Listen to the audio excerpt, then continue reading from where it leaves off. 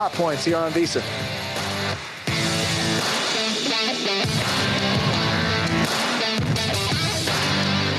Coverage varies by plan. View contracts and exclusions at endurancewarranty.com. In sports, it's the dream team. And if your car is out of warranty, there's a team for that as well. You, the driver, your mechanic, and Endurance to pay for the repair bills. I'm Danica Patrick. In the past 5 years, auto repair costs have gone up over 36%. And if your manufacturer's warranty is expired, you'll have to cover it all. With an Endurance auto protection plan, no matter what the mileage, if your car is under 20 years old, Endurance can get you covered on the engine, electrical system, transmission, AC, and more. Endurance has plans for any budget. Repairs can be done by the certified mechanic of your choice. Plans cover 24/7 towing, battery jumps, fuel deliveries, tire changes, and lockout services. Act now and get the benefits of our Elite Plan, a $2,000 value at no extra cost. With Endurance, you could never pay for covered auto repairs again. So call now for your free quote. Call 800-290-0497. That's 800-290-0497. 800-290-0497. Football meets flavor with VEASAN and Omaha Steaks, the official sponsor of tailgating. And right now, you can score 16 free smash burgers plus 50% right off now, sidewalk. our country feels divided, but there's a place where people are coming together. I gotta tell you, I was nervous to talk to someone so different than me. Me too, but I'm glad we are. Love Has No Labels and One Small Step are helping people with different political views, beliefs, and life experiences come together through conversation, and it feels good. Wow, your story is so... Interesting? Yeah. When people actually sit down, talk, and listen to one another, they can break down boundaries and connect as human beings. At lovehasnolabels.com/one small step, you can listen to amazing, life-changing conversations and find simple tools to start a conversation of your own. I know one thing. This conversation gives me hope. It gives me a lot of hope, too. Take a step toward bringing our country and your community together by having the courage to start a conversation at lovehasnolabels.com/one small step. A message from StoryCorps, Love Has No Labels, and the Ad Council. People do some pretty cool things in their 40s and 50s. Why should saving for retirement be any different? I mean, they go back to college, learn new instruments, start skateboarding. Whoa! Okay, maybe that one's not for everybody, but saving for retirement is. With aceyourretirement.org, you can get on track with your retirement savings no matter your age. Just have a 3-minute chat with Avo, the friendly digital retirement coach from AARP. You'll get personalized recommendations based on your input that are easy to understand and work with your lifestyle. It's quick, easy, and free. Plus, it's sponsored by AARP, so you know they got your back. Woohoo! Gnarly move, Dad. Thanks, sweetie. So wherever you are in your retirement savings journey, head to aceyourretirement.org and start chatting with Avo today. That's aceyourretirement.org. A message from AARP and the Ad Council. Are you ready to hit the gridiron and make your mark? The Cleveland Cobras are recruiting players and coaches for the upcoming Premier Amateur Football League season. We're looking for passion, grit, and the relentless drive to win. Whether you're a seasoned vet or hungry rookie, your shot starts now. Join a brotherhood, build a legacy, strike with the Cobras. Follow us on Facebook at Cleveland Cobras Football, or for league information, visit TAFLfootball.com to get started today. Team Pride Cobras.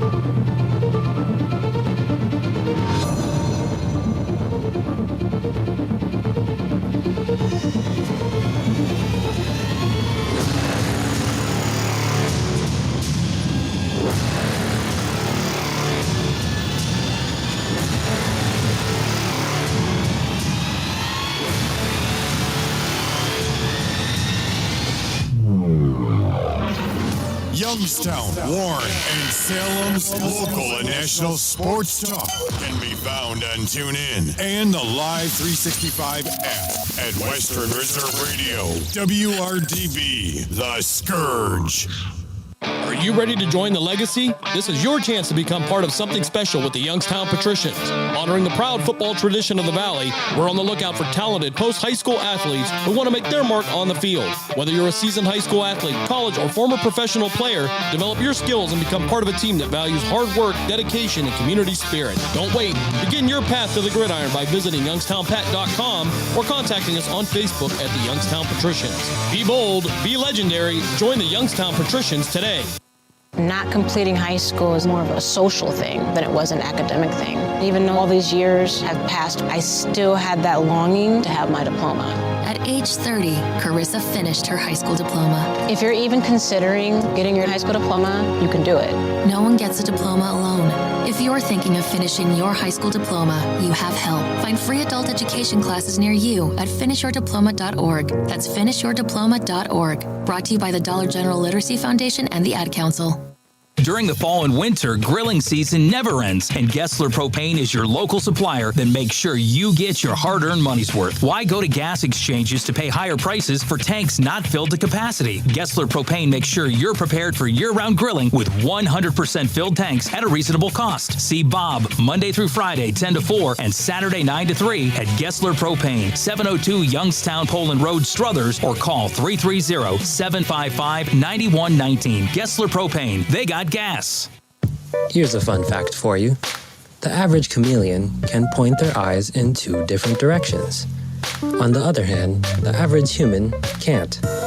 So unless you're a chameleon, there's absolutely no way you can focus on texting and driving at the same time. So don't do it, unless you're a chameleon. Visit StopTextsStopWrecks.org. A message brought to you by the National Highway Traffic Safety Administration, Project Yellow Light, and the Ad Council. It's time to kick back and listen to the sports page with your host, Pat Lucia, right here on Western Reserve Radio. You can call the show at 330-707-4202 and tell everyone what's on your mind in the wonderful world of sports. Now, here's your host, Pat Lucia.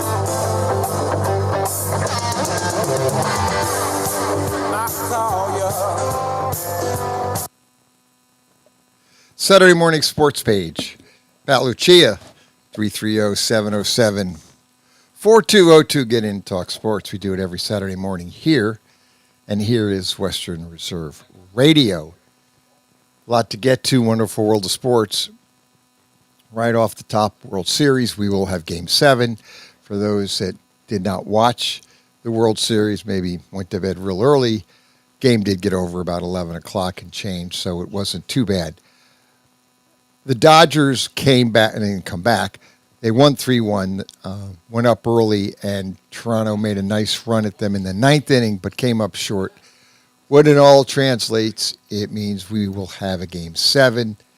So the Dodgers up 3-1, and bottom line is Game 7 will be tonight, and that will go against college football. So be interesting to see how it works its way out. But today is the final game of baseball season, and we will either have the Dodgers or the Blue Jays being the World Series champs. So that will be decided tonight.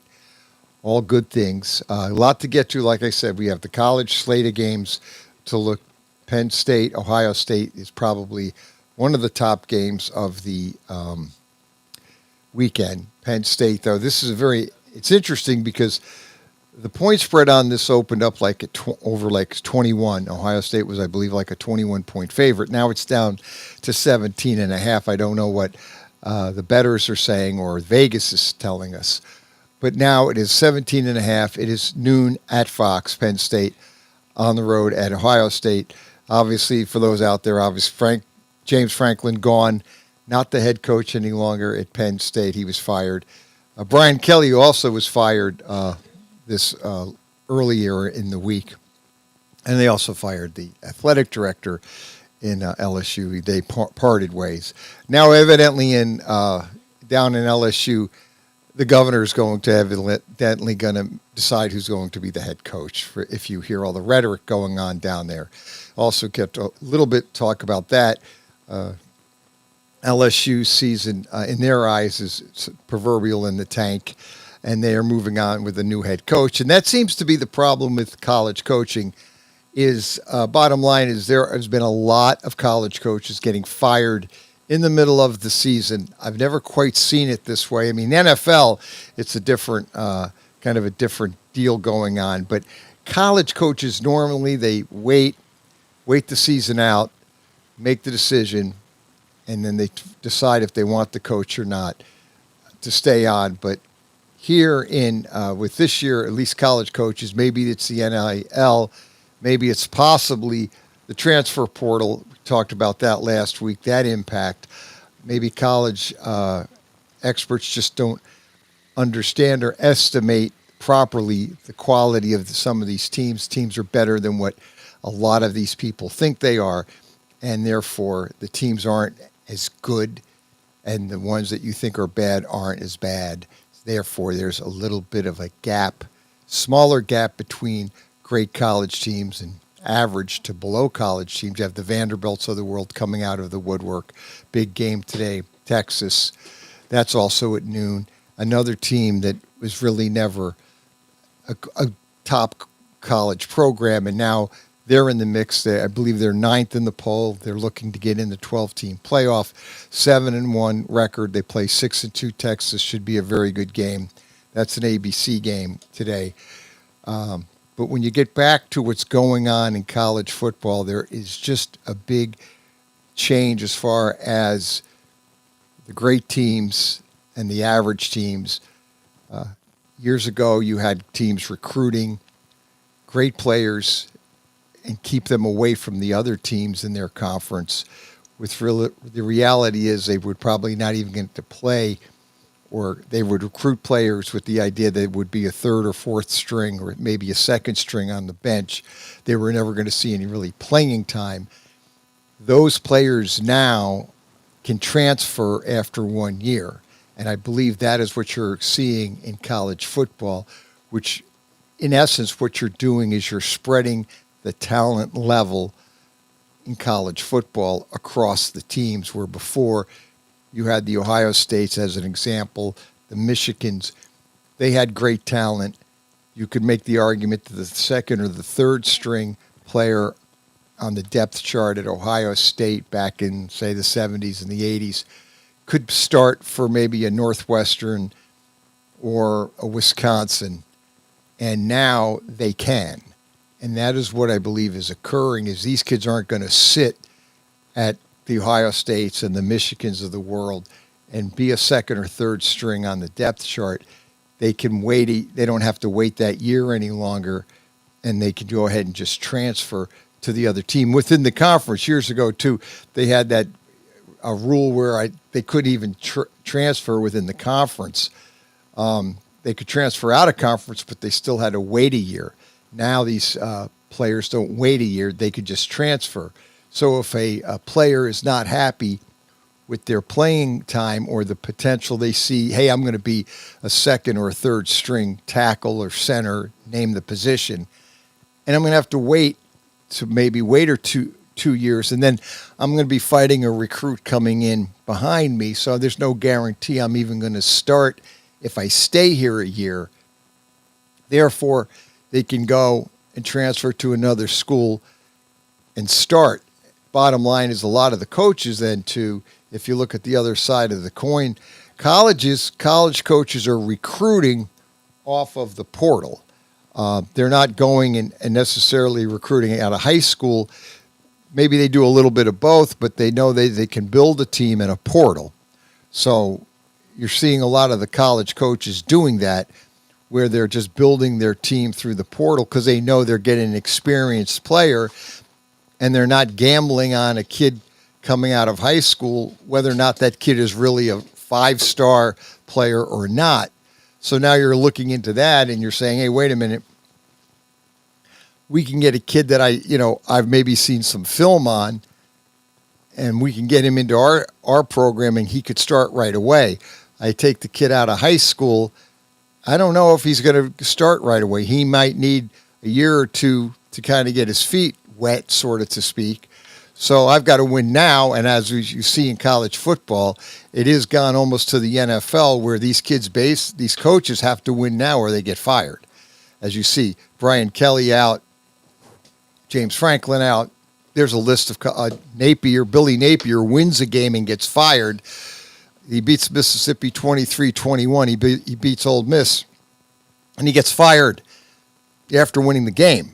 So that goes to tell you where they're at as far as college football goes. So that's the landscape of college football. It's changed. I know a lot of experts, a lot of analysts are saying, Brian Kelly didn't really have a lot of friends down at LSU. It rubs people the wrong way.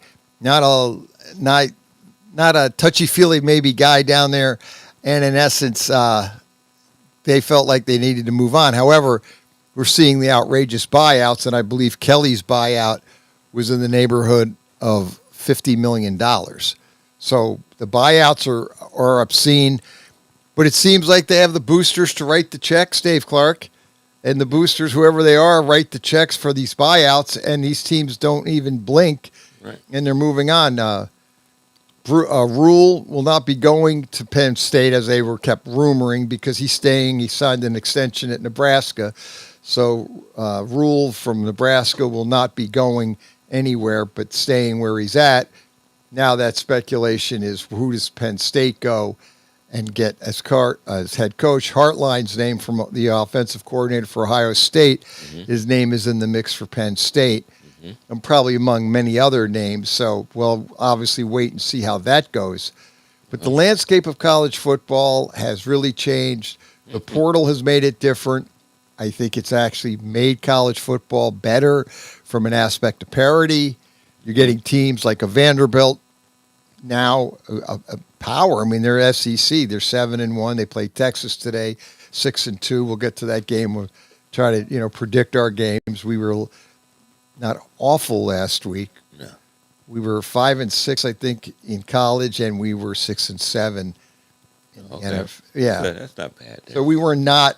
Yeah, that's we're not still bad. underwater, but yeah, that wasn't that bad. That one. Not as bad as we have in the past. Yeah, stuff has been worst ever. But bottom line is, we'll look at the college. Irish Michael called in and obviously give us his thoughts, as he always says. Yeah, we were both 6-7 last week in NFL. Okay. So we weren't, like I said, I just, sliding over to the NFL, the problem you have there's so many things to talk about in the NFL. First of all, as sadly as it is, as much as I love NFL football, prime number one, but boy, these games have been not good games. Last Sunday, the slated games were not competitive. I mean, they were just a lot of the games, like those late games at 4:00. You had the Broncos beating the Cowboys 44-24. The Cowboys on the road. We need to understand. We need to stop picking the Cowboys on the road. Mm-hmm. They lost 44-24 at Denver. They were really never in the game. The other game, the Titans, I don't even know. They were never really in the Colt game, 38-14. Not a good game for but we're not. The Titans are really a bad football team. And then the Tampa Bay Buccaneers, the Saints look bad. I mean, that game wasn't even. That was even another bad game. 23-3. There was 3 late games, and they were just bad games. I mean, they were just blowouts. Yeah, but I give them a pass because we've been saying the last few weeks how good the games have been. They have been better. And they have been good. They just ran into a bad week. Yeah, and that's going to happen. That happens. 17 weeks, or really 18 weeks, 17 games they play, but 18 weeks of NFL. We're going to get another week in there somewhere coming. It's not going to be too good either. That's just going to happen, but and it's probably the first one.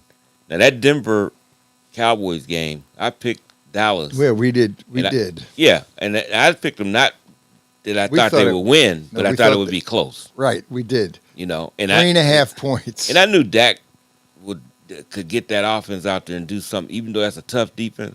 I still felt he would score 20 points at least, which they did. But I thought the Broncos would have enough to score a couple times and but they did a lot more. And that's who you can't predict. You don't know when they're going to play good offense. Their defense is pretty good mostly every week.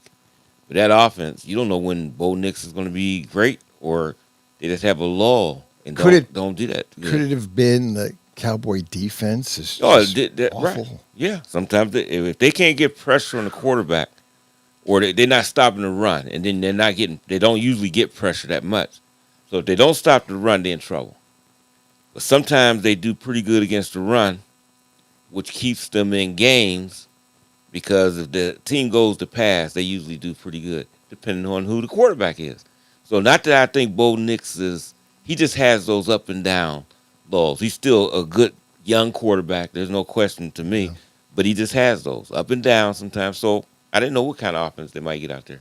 But enough, I thought they had enough to win, like 24-20, right. something like that. Right. That's what I thought. But they put 44 on the. And you never know when Denver does that. They may this week and put 7, but they may hold the team down that they're playing the 13. They're the type of team you just don't know. But if they have an offensive output to go with that defense, you're in big trouble.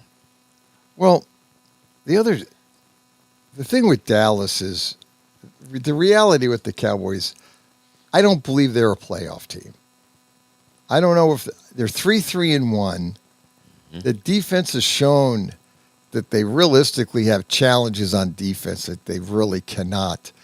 I mean, again, that plus injuries too. That's right. You already got challenges, and then you get injuries to your top guys. It's now getting to the point where injuries have always been part of the game, but now it just seems that these teams are mash units. Yeah, and bad. And they're bad. And the game Thursday night is. The Miami Dolphins fire the GM, but they're keeping the coach to the end of the year. Right. I get it. A lot of the fans down there blame the GM for the team. I've heard some of the callers call into call shows, and they actually are more critical of the GM than they are McDaniel, the coach. Some of them actually feel bad for McDaniel because they actually think it's more the GM, and the GM's been making bad move after bad move down there forever. And he needs to get people that fits what Mike McDaniel wants to do. Right. And they don't do that. So I'm not sure if McDaniel survives it. Maybe he does. I think they got to win or just be very competitive, maybe even with it. They done played 7 games so far. Yeah, right now, the way it looks like now with Miami, they have played. They are now 2-7, so they've played 9 games. So they got 8. They got to go at least. I think they got to go 4-4. I think they've got to. Yeah, if they get to 6-7 wins, he may keep him. He may. See if that helps. I mean, you got rid of the GM unless you're going to make some moves before Tuesday. That roster is not going to change. That's going to be the right, because Tuesday is the trade deadline. Trade deadline coming up. So the problem you're going to ultimately run into is what are they going to do? Yeah, Greer is the name of the GM down there. Well, they've been complaining about him for Chris years. Greer, yeah, they've been. So if it was that, I just don't understand why he kept waiting and waiting. I don't know. And McDaniel will stay at least to the end of the year, and then I think he'll make a decision there. Yeah. What he wants to do, the owner. I don't know if, like I said, I don't know if Mike McDaniel is able to survive it. Yeah, they might just want to go a new way. It all depends on what they do and how the team performs. And if they see an uptick in their performance, see some positive things, they may give them a shot. But they just might just be already saying, hey, we're just not going to be like other teams. Just get rid of the guy right in the middle of the season, the head coach especially. Try to keep him there to the end. Unless, now if the situation in the locker room is volatile, then you got to do it then. You can't try to push the rest of the season is like that in disarray. But if the players like McDaniels and things like that, maybe you try to push it through and see if there's any difference. But they should have did this a long time ago. They thought Greer was not doing the right thing. Yeah, I've been hearing this, like... I mean, it's been a couple years. Yeah. I know, just this season, it's been for some... Well, I didn't know years. this, but, he's been with the team. He's been with the Dolphins for 26 years. I'm reading this now. Yeah. And Stephen Roth's the owner, basically. That might be why they just didn't want to get rid of him. He's been there. He's been a staple of their team in some capacity. Yeah. So it's hard sometimes to let guys go, because they've been there, they've been loyal to you and stuff like that. You feel bad to get rid of them, but it might be a time for change. Probably been a time. I think it's been, they've won, I believe, they were talking about, like, they have not won a playoff game. I think since Ross has owned the team for well over 20 years. I think I'll look this up. Yeah. I think they have one playoff win. I got to look it up. I that think might that's what I kind of heard this thing floating out there and said, and some people don't think he's a very good owner either. They're very critical of Stephen Ross. So there's that argument that it doesn't matter. It's like the Jets. It doesn't matter who's going to be the coach or the GM. Johnson's incompetent in the Jets fans' eye. The owner, Woody Johnson's terrible. So it doesn't matter who. Now, they had their big win last week against the Bengals. It was a good win for them. A big win. Yeah. Horrible loss for the Bengals. Yep. We'll get to the division because that throws that. Now the Ravens are actually favored to win the division. And I think they are. And I think they are too. Because they're getting healthier.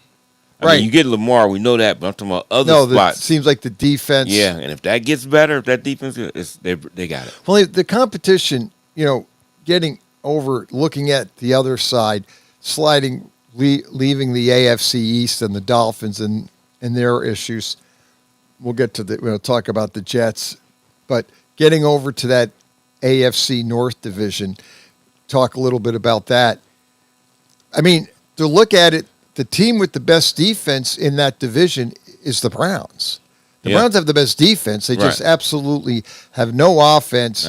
Dylan Gabriel just can't see over the line of scrimmage. I don't know when they're going to bring Shador in. I don't know. And people, they hear, because I'll tell you this, we don't get a lot of people might not call in, but I know people that do actually listen.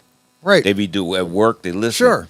And sometimes before they used to say, you guys are the Shador guy. You just no, I'm okay with Dylan Gabriel, but he done had a few weeks. And what I've seen, the passing game is a short or screen type game. It's dink and dunk. That's all it is. Why? To the outside, he throws a great ball to the outside, but that's all he can see. Every time he goes downfield, you're nervous that it's going to get intercepted. It doesn't, but it gets knocked down. It gets all kind of stuff like that. You done seen 4 weeks. If you want to go this week, go ahead. But you need to get the other guy in there and see what you got. I don't know if he's going to be a top NFL quarterback, but nobody's going to know if he's just sitting on the side. And Dylan Gabriel has not. That offense is absolutely putrid, and it's not going anywhere. You're just wasting a good defense. Now, what's a bad thing? When you get talks where the Browns already said they're not trading Myles Garrett, but a lot of communication has been going on with it's a guy like Howard Roseman. It's already been some talk going on with him and Myles Garrett. He's a guy that he'll risk stuff. He'll trade picks, whatever, and he'll go after top flight talent. They need to get it going because they don't want to lose Myles Garrett to them or anybody else. Because there's other teams that will go after him too. The Browns are off this week, so they get a break. They need it. Would you, coming back from the break, would you start Shador? Yeah, I would. I just give him a shot. This is how I look at the Browns. Is you're realistically not going to be competitive. You're going to play in games. You're going to be somewhat close, but you're 2-5, 2-6. You lost to the Patriots, not 32-13. Not again. And people like to say when they, what are you talking about? How good is their defense? It just stay on the field all day. Yeah. I mean, you're on the field all day. Yeah, you can't do. I don't care how great you are. I don't care we've talked about it so many times, but you watch enough football, you know that the teams that have their offense on the field more than their defense usually win, or more apt to win. Yeah. I like to talk about, but that's the reality. When your offense is 3 and out, 3 and out, 3 and out, and that defense is on the field, you see it. They play they keep the team in the game for a half. Toward the second half, when the offense continues to struggle, the defense just wears down, and then usually the opposing team, takes advantage. And that's it's like a broken record. But you see that with the Browns now with no offense. You've got to do something with the offense. I'm not saying Shedeur Sanders is going to come in and be, the next coming of Johnny Unitas, but I'm just saying I want to see what the kid's got. I would like to see him play and see maybe he can at least give your offense a little bit of a shot in the arm like Dart did for the Giants. Yeah. I mean, you're the Browns, you're 2-6. You're really not competitive in any of these games per se. Now you blew out the Dolphins, who didn't want to play in Cleveland that day, 31-6 the prior week. Yeah. But then you went to New England and didn't show up either. That's only you don't want to keep going back to that, but that's the only problem with some of these games. It seems more so this year. These games have just been kind of like ugly blowouts. It's like the problem, it seems there's more lousy teams in the NFL. Like there's teams that are just not going to compete. Like the Dolphins aren't going to compete. I mean, we saw the Thursday night game and we got that right. We picked the Ravens and laid the 7.5, and then the Dolphins made a couple, moves, but at the end of the day, they were never in the game. But trying to get back on with the Browns, I think you make the move with Shedeur. You come back off the break. You gave Dylan Gabriel his few games. And here's the other thing with the Browns. You're not getting in the playoffs. You drafted this guy. Let's see what you have. Yeah, well, it doesn't make any sense, but I mean, don't you want to see what should? Yeah, you should. I mean, you got 4 weeks Right. of Dylan. I mean, I'm not going to say he was horrible, but when you had to move the ball down the field, it was kind of shaky then, and they just couldn't move it. They couldn't sustain drives like that with the short passing game, because all it was an extension of the running game. When teams were able to say, "Hey, we're going to come up, jam these guys," because we know, we already know that they're going short. They can't move the ball. We put them in 3rd and long, 1, 2, 3 out. Now, one part of the game, I feel ashamed of being on this show for this long in years and never mention this. We always talk about the defense being worn down. But it is that. There's no question about that. You're on the field. But on the other side of the field is another team, NFL team. And we're inside a studio. These guys got to be confident enough to know about the NFL game, the coordinators, the coaches, and everything.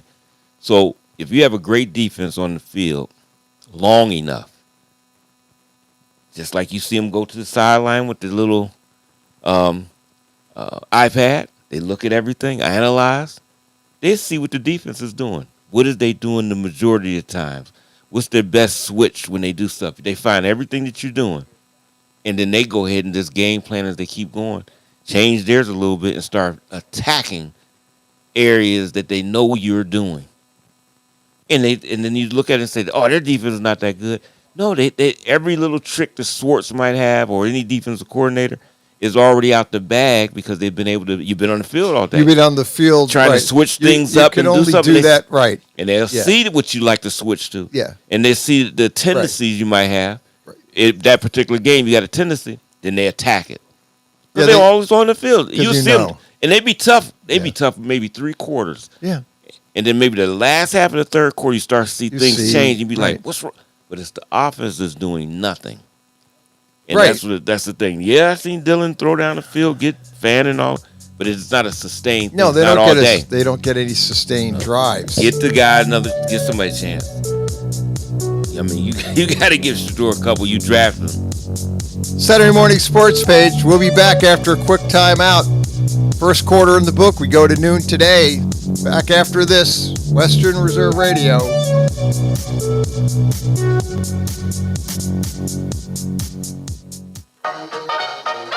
Are you tired of switching apps just to catch your favorite shows and live events? Say hello to the iMedia1 Network app, your one-stop destination for streaming and everything that matters. From national sports to exclusive local content, Western Reserve Radio, Western Reserve Radio 2, and City View Sportscast are now all in one place, anytime, anywhere.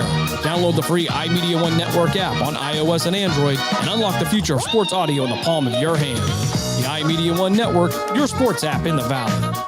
Tom has been a teacher for over 40 years. One day, I think one of the students had asked the question and he didn't remember the answer. And I also noticed that he was letting his class out earlier than they were supposed to let out. I was really starting to worry. Levi and I talked about how it would change our lives, but he was there beside me. When something feels different, it could be Alzheimer's. Now is the time to talk. Visit alz.org/ourstories to learn more. A message from the Alzheimer's Association and the Ad Council. The Village Tavern's been a beloved local landmark in Hubbard, Ohio for nearly a century, and now it's better than ever. Recently renovated and still serving up the same warm hospitality, the Village Tavern is your go-to spot for great food, cold drinks, and a laid-back atmosphere. Whether you're stopping in for dinner, catching up with friends, or just looking to relax, you'll enjoy a full menu of American favorites, rotating drink specials, and friendly service that makes every visit memorable. Be sure to visit the Village Tavern at 746 North Main Street in Hubbard, right next to Repair That Glass. To learn more, go to villagetavern3.com. Sherman Gillums Jr., Paralyzed Veterans of America. For more than 70 years, Paralyzed Veterans of America has helped hundreds of thousands of veterans get all the benefits they've earned. Al Kovac Jr., Paralyzed Veterans of America. We provide one-on-one support tailored to your individual needs, including healthcare advocacy, benefits support, and career assistance. For more information, call 1-800-424-8200 or visit pva.org. A public service of Paralyzed Veterans of America.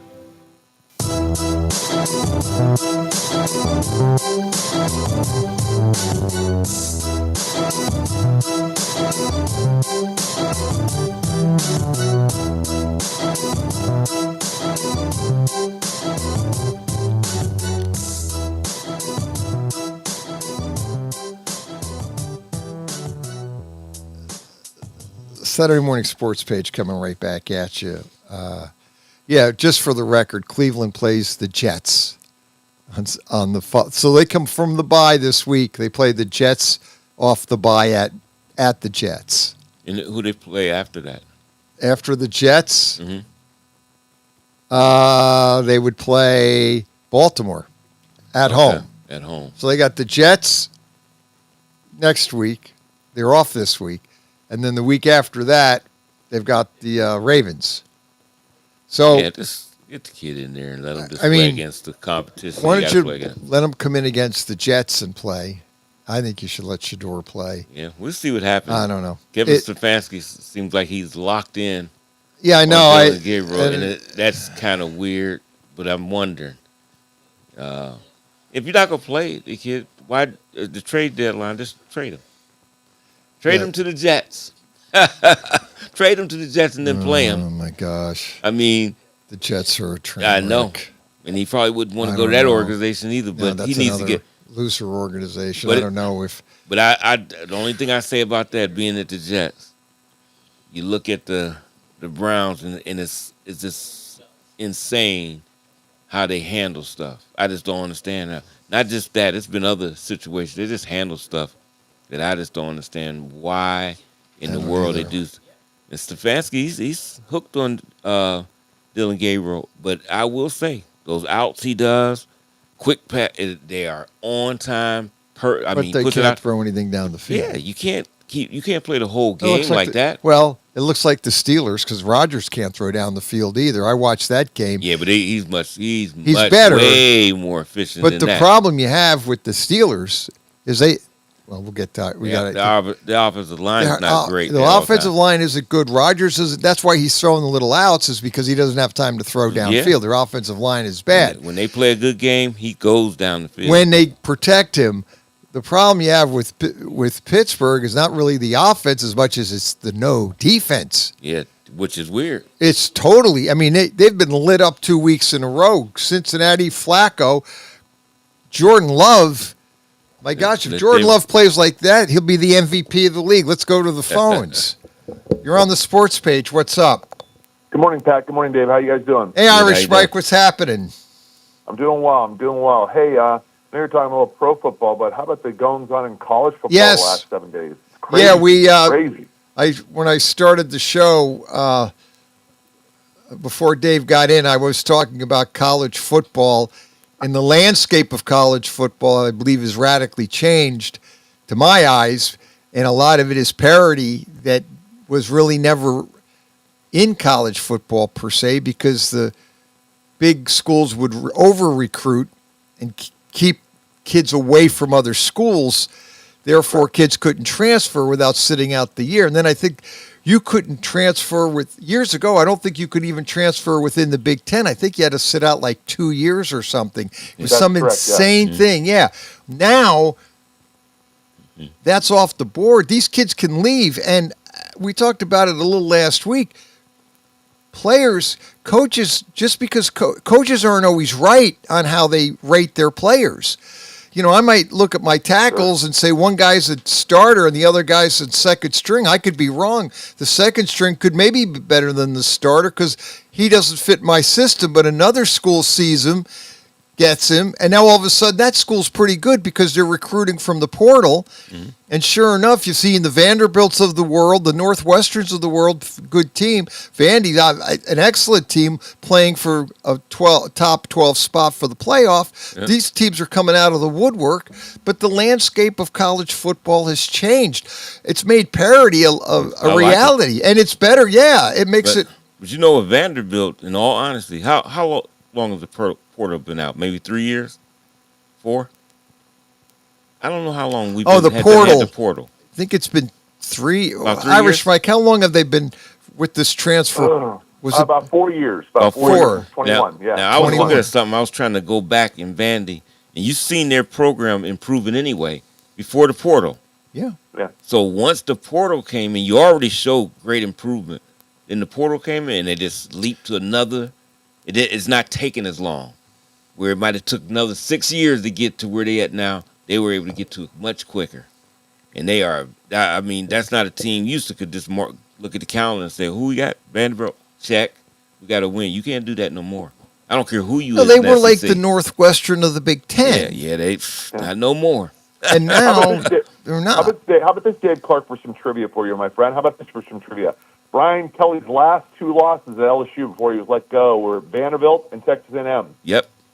And Mike Elko and Clark Lee were his last 2 defensive coordinators at Notre Dame. Wow. Yep.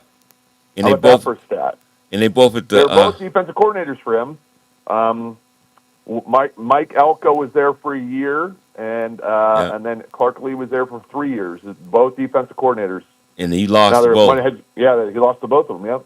He lost. Yeah. And is that something? Let me tell you this, Pat, real quick about Clark Lee. Yeah. This was a comment made to me by a friend of mine 6-7 years ago, 2018, 2019. So this is not a recent comment. A guy named Tim Priester works for Irish Illustrated. He's been covering the team now 44 years since the 81 season.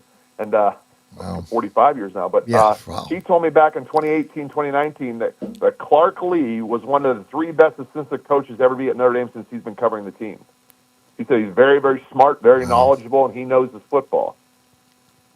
And I think he's shown that a little bit. Well, he's shown it. Those guys play, they compete.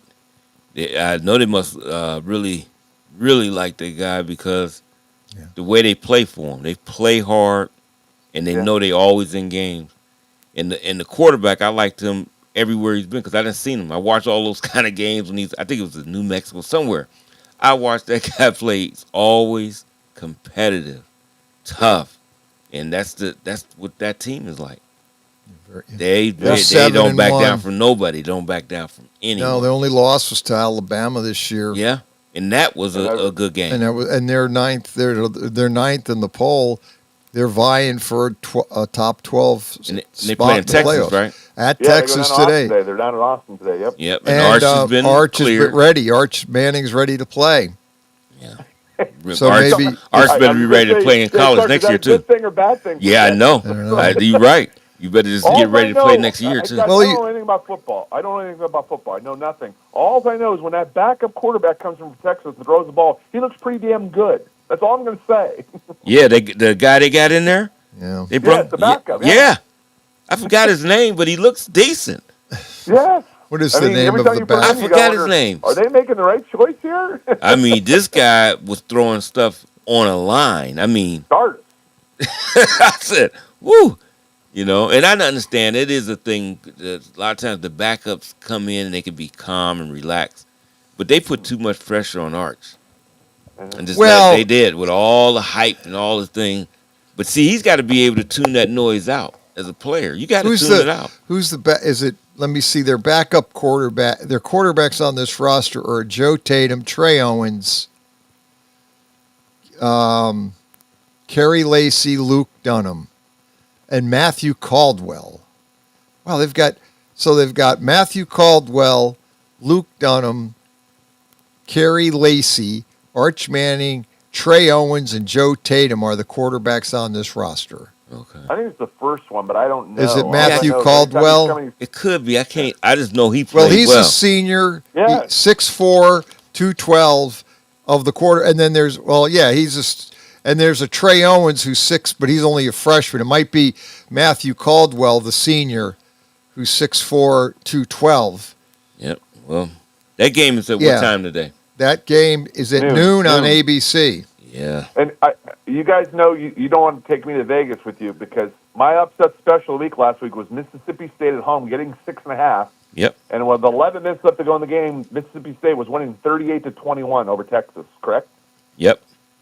And they blew the lead and then they lost by 7 in overtime. So yeah, but that's the kind that make you jump off. But, oh yeah, you're right, Dave. Clark, absolutely. You won. Mississippi State won by a hook. Was it 7.5? Okay. It was 7 and a hook last week. Okay, gotcha. We got it right Gotcha. because we all took Mississippi State. Yeah, I was wondering because I thought and we won by the hook. I thought the tally went down. I thought as it got closer to game time, probably did. It might have. When we picked it was 7 and a hook. Yep. When we you'd have won. We won. If you would have put the bet in before when we did. You would have won. Well, look at the line with Ohio State, Penn State. That, I believe, started at 21. Now it's down to 17.5. Okay. So that Penn State, Ohio State line's dropped about 4 points. Yep.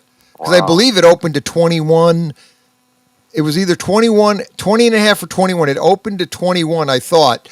And then I wait till the morning to put the numbers in, and it's 17.5. Okay. And the guy I'm most interested in watching day 2, Pat, is a quarterback for Ohio State, Julian Stain. Here's why I say that. There are 2 big games this year, what I call their power games, where the opening game against Texas at home, and then they played Washington up in Seattle at the end of September, okay? Right. And in both of those games, it was check down. Every pass was spot, get out of his hands. Like, against some of these other bad teams, he's throwing the ball 15, 20, 25 yards downfield making plays. Right. So, you want to see if they have more confidence. I had a friend tell me, he should be one of the top 3 Heisman. I go, did you see him against Texas and Washington? They didn't trust him. Like, let's be honest. No. I mean, we got a great defense. Don't make any mistakes. Right. You can't win the game for it, but don't lose it for us. Right. Yep. And so I don't consider you to be I'm sorry, until you do it against the big boys and show me. I'm not saying he's not a good player, but he's not a top 3 Heisman candidate. Well, they need to ask him to do more than objectively. He's, to me, he's a work in progress. He's a freshman, and he's a developing player. And he's put up the 80%. I think his passing percentage is like 80%. They're looking at stats against really bad teams. Is what they're doing. Well, it's stats, and they're keeping him playing within the confines of the offense, and they're not having him do anything outrageous because they have a great defense, and they also know this. We just talked about it with the NFL. Ohio State wants to beat you with possession. And the way you're going to possess you have those long drives right up Ohio State's alley, and you keep those passes to, Tate and Smith. You can keep the ball and drive it. You keep it out of the opposing person's hand. You rest your defense. The defense is great. They're playing within the confines of the game. Sane will improve and get better. He's getting, again, it's a combination of they're keeping him within a confines where he won't fail. He will develop and have more confidence thrown, but they really realistically want to keep the ball and possess it because that's how they win a lot of the games is through you can't get your offense on the field. And you're granted the teams they've played. Now Texas is a good team. Now granted, and then Illinois was okay. Now everybody's when Ohio State played these teams, they were pretty good. Now, as the seasons progress, those teams haven't played quite as good. But again, that's just the way it always unfolds in college football. Teams you play in September may be good, but as the season progresses, they get injuries. Yeah, but sometimes they're not good. And then that's the other problem because you don't know. See that's right. I get where Irish Mike's come from. Texas was projected to be great. So was Penn State. Yeah, and so was Clemson. Right. They was projected. Right. And I don't think Texas looked good from day one against Ohio State. They looked like they could have dominated if they wanted to, but I understand them playing sane like that. But what I get from what you said, Mike. Week, Dave, they went on the road at Kentucky and then at Mississippi State, and they played 2 overtime games. In both games, they should have lost Texas. So they already have 2 losses right now. Yeah. Let's be honest, Texas could have 4 losses. Yeah, they should. Today. But let's do this. Let's take Clemson, okay? Let's take Texas, all right? Look at those teams. Yeah. And then you take Penn State. Right. All right. Now, before preseason, this is what makes me laugh. Preseason, because I think in my mind the transfer portal, we have no idea, and people keep going back to the way it used to be. They used to be these teams are great because they're Texas, they're Penn State, they're Clemson, they dominate. But the problem is with the portal, the other teams are playing are better than what everybody thinks they are. And everybody has that old mindset of the way college football used to be. It's not that way anymore. These other teams are better because they're building their teams through the portal, the Vanderbilts of the world. Even I'll throw Northwestern is not a bad team, but they build their team in the portal. So it's like now these teams that we think that are so good, they're not because the playing level is better. It's because these teams the level, I guess, the gap is closer between these teams. Talent, what do you want to call it? The talent gap, the coaching gap, name it. It's closer. The gaps of these teams isn't what it used to be because of the portal. And this is what people need to. That's what it makes the preseason polls a joke.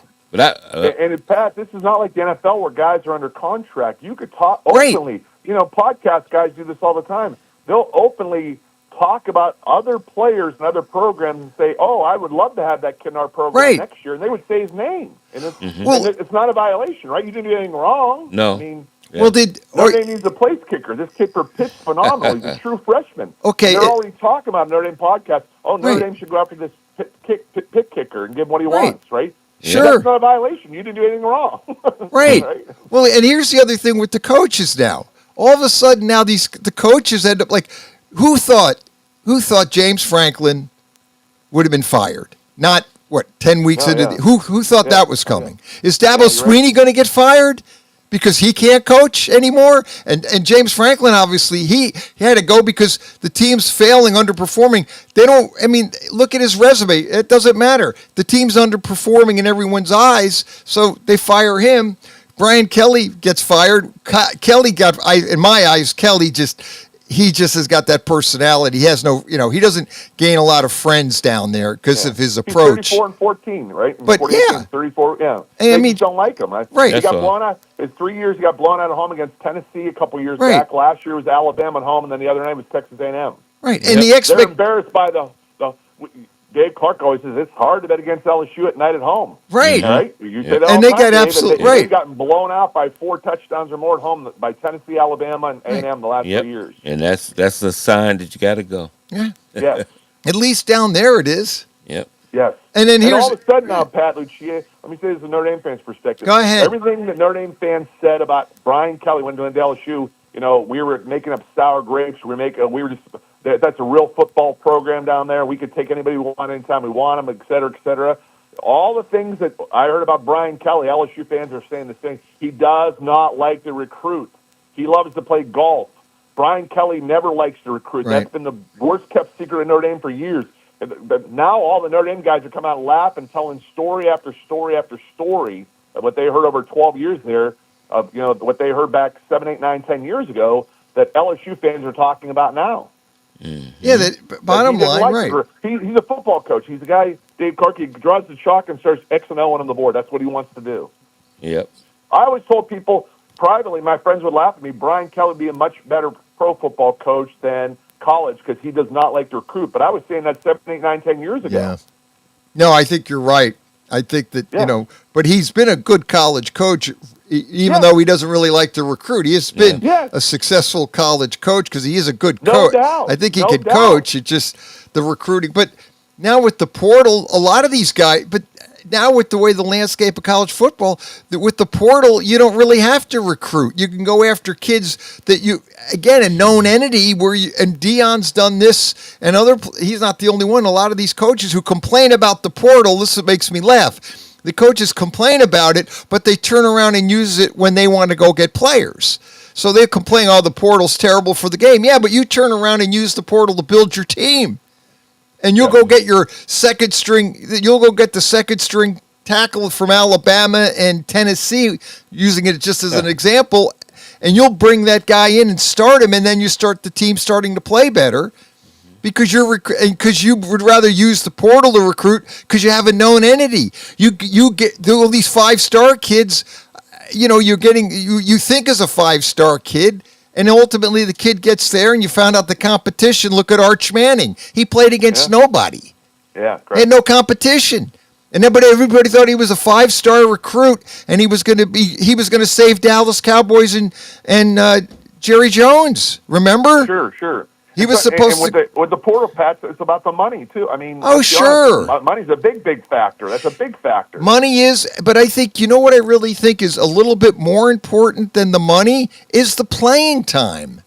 If you're a kid and you're sitting on a bench, like in the old days, and you knew you weren't going to, you're never going to get to play because you're behind 2 great tackles. Some guy knocks on your door and say, you could start tomorrow because I've watched you in practice and I've seen you in some game and I saw you in high school. Come and you're going to play for me now. You're going to leave. I mean, granted, you might have money and the NIL might be there, but I think number one is playing time. And that's what these kids want. I could tell you a case going on right now as we speak, Pat Lucia.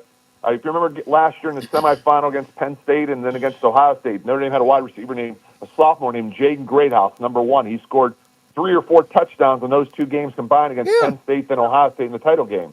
Mm-hmm. And now his junior year, they brought couple transfers in, one from Wisconsin, one from Virginia as wide receiver. And he played the first 4 games of the year, didn't catch as many balls as he wanted to the first 4 games. Greathouse, he's a junior now, and he's been out since the 4th game ended against Arkansas, September 28th, with a deep thigh bruise. He's been questionable for 2 weeks up in the SC game. Now he's listed again for out today for the Boston College game. So the NCAA rule says if Pat Lucia plays 4 games or less in the regular season, he preserves a year of eligibility. Right. Okay? So, it started rumbling, say, hey, is this something more than a deep thigh bruise? Is he thinking about going to the portal in January? Is he thinking about transferring? Because, he'll have another year. Thigh bruise has been 5+ weeks now. And, and I've actually reached out to friends who say they don't know either. They're suspicious as anybody. They think it's really weird that a thigh bruise might keep you out 1 or 2 games, has kept you out 5 straight games now, okay? But here's the even stranger rule, Dave Clark. You want a stranger rule? Yeah. And I even brought this up on Notre Dame board the other day. You can, if Notre Dame makes the playoffs, okay, this Greathouse kid played 4 games, he could play all the playoff games, and there's no penalty there. So he could play 8 games total and still preserve a year of eligibility because it only goes by the regular season only. So wait a minute. So what you're saying is, there you go. If he sits out because of quote the thigh bruise, correct, and he can't play the rest of the season, but he gets healthy enough when they say they make the playoffs, and then he could he gets that extra year. He still get it. Good. He only played in 4 regular season games or less. Yep, and that's what they may do too. That's a perfect. And here's why people are saying that, Dave, because Mark, and I'm sure we all agree with this. If a young man comes into your office and says, "Coach, I'm not happy here. I want to enter the portal," right? Do you have him on the sidelines during the games? Is he at practice? No, he's not, right? Most coaches would say, we'll help you in any way you can. Right. But you can be a student here at school, but you're not going to be at practice and you're not going to be on the sidelines of the game. And that's Marcus Freeman's role in quotations. Right. That kid has been on the sidelines for every game in his game jersey, cheering on his teammates. Yep. So it's not like he's not on the sidelines. And I have friends that said, hey, I was at the game. He looks pretty healthy to me, like walking around. If you have a thigh bruise, you'd have like a noticeable limp. Well, who was that was his name's Jaden Greathouse. His name's wide receiver Jaden Greathouse. Like I said, I remember. He scored he had a bunch of touchdown catches against Penn State and Ohio State last year in the semifinals. I was trying to and think. championship What was his number? 18. He was number 1. Number one. Okay. Yeah. Yep. That's what wide I'm trying receiver. to think. Yep. And he's a junior. So when I've called friends, I've contacted. This is how crazy college football is. My whole point here. They don't know either. They think it looks very suspicious because he's played 4 games, and we all know what the limit is. Like, Pat, you and I talk about this all the time. There's 2 or 3 Ohio State players who have already announced they're leaving Ohio State. They announced that a month ago. Right. Mm-hmm. Yep. They already said when January and the portal comes, we're leaving. They're leaving, right. They're not getting the playing time they expect. And like you said, it's all about playing time. It is. Well, I think that player you mentioned, the Notre Dame. Yeah, Greathouse. He made I think, I don't know if this is true, but I think he made a phone call to J.J. McCarthy because J.J. McCarthy the other day was jumping around on the sidelines and people were questioning whether or not he was really hurt. And they go, well, no, he's not quite ready to play because they had Carson Wentz. Now, Carson Wentz is gone for the year with his shoulder, so J.J. is going to be the guy now in Minnesota, period.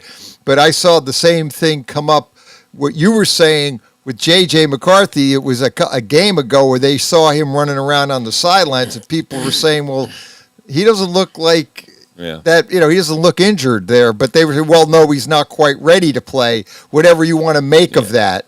Is this why the rule, maybe guys they're going to change the rule in 2026 that every player gets 5 years of eligibility. So no matter what, you get 5 years if you want it. You don't have to take it, but if you want it, because I think that's schools right. do, like I told you guys before, Dave Clark's a great pass rusher. He's a freshman. He's 18 years old, but he's not strong enough to hold up against a run. So we play 4 really good passing teams, week 3, week 5, week 9, and week 12. Dave, those are the 4 games you're going to play right there, okay? Yep. And you're still going to redshirt, though. You understand what I'm saying? Mm-hmm. You're still going to be able to redshirt. Just the other games you're not going to play at all, no matter what. You're not getting in. That's all you have to do. And that's what Greathouse might be doing. He may stay there. Just red shirt. And red shirt. That's what people still have 2 more games. games. The answer to that. People are saying that because they brought a couple grad transfers in who are wide receivers, and I was told he's, quote, disappointed about his playing time this year. But I was told that a month ago. Mm-hmm. Well, I think you're right. I think what they will do, 5 years. Everybody gets 5 years across the board, period. That's it. You get 5 years. And that way... Yes, that's going to happen, Pat. By next spring at the latest, that's happening. And then it's not if, it's when. Right. And it doesn't matter if you're hurt or not hurt or red shirt or whatever shirt, blue shirt, whatever. You could be... When you play 1 game or 12 games, you get 5 years. You get 5 years on the table. You could play 5 years of every year, and you play part of a year, but it doesn't matter. Everybody gets 5 years of eligibility. Correct. You'll eliminate the guys. You keep hearing these stories about guys that are 26 and 27 still playing because they've got some kind of a thing with an eligibility, and they had an injury. No one knows about to correct you, Pat Lucia. No one.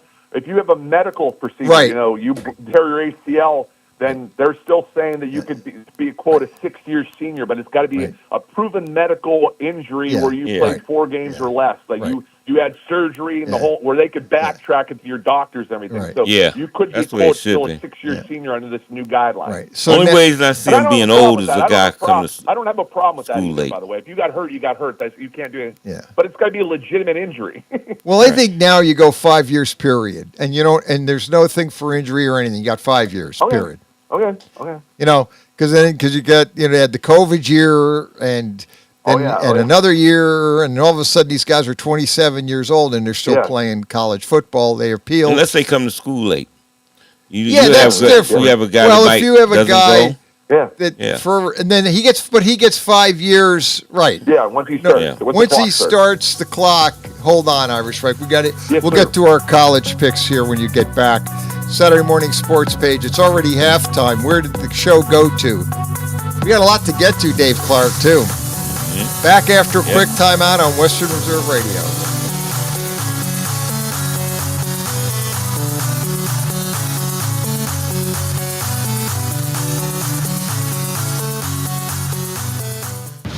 Your home for PAFL football is the iMedia1 Network. Western Reserve Radio, Western Reserve Radio 2, and City View Sportscast, Youngstown, Ohio.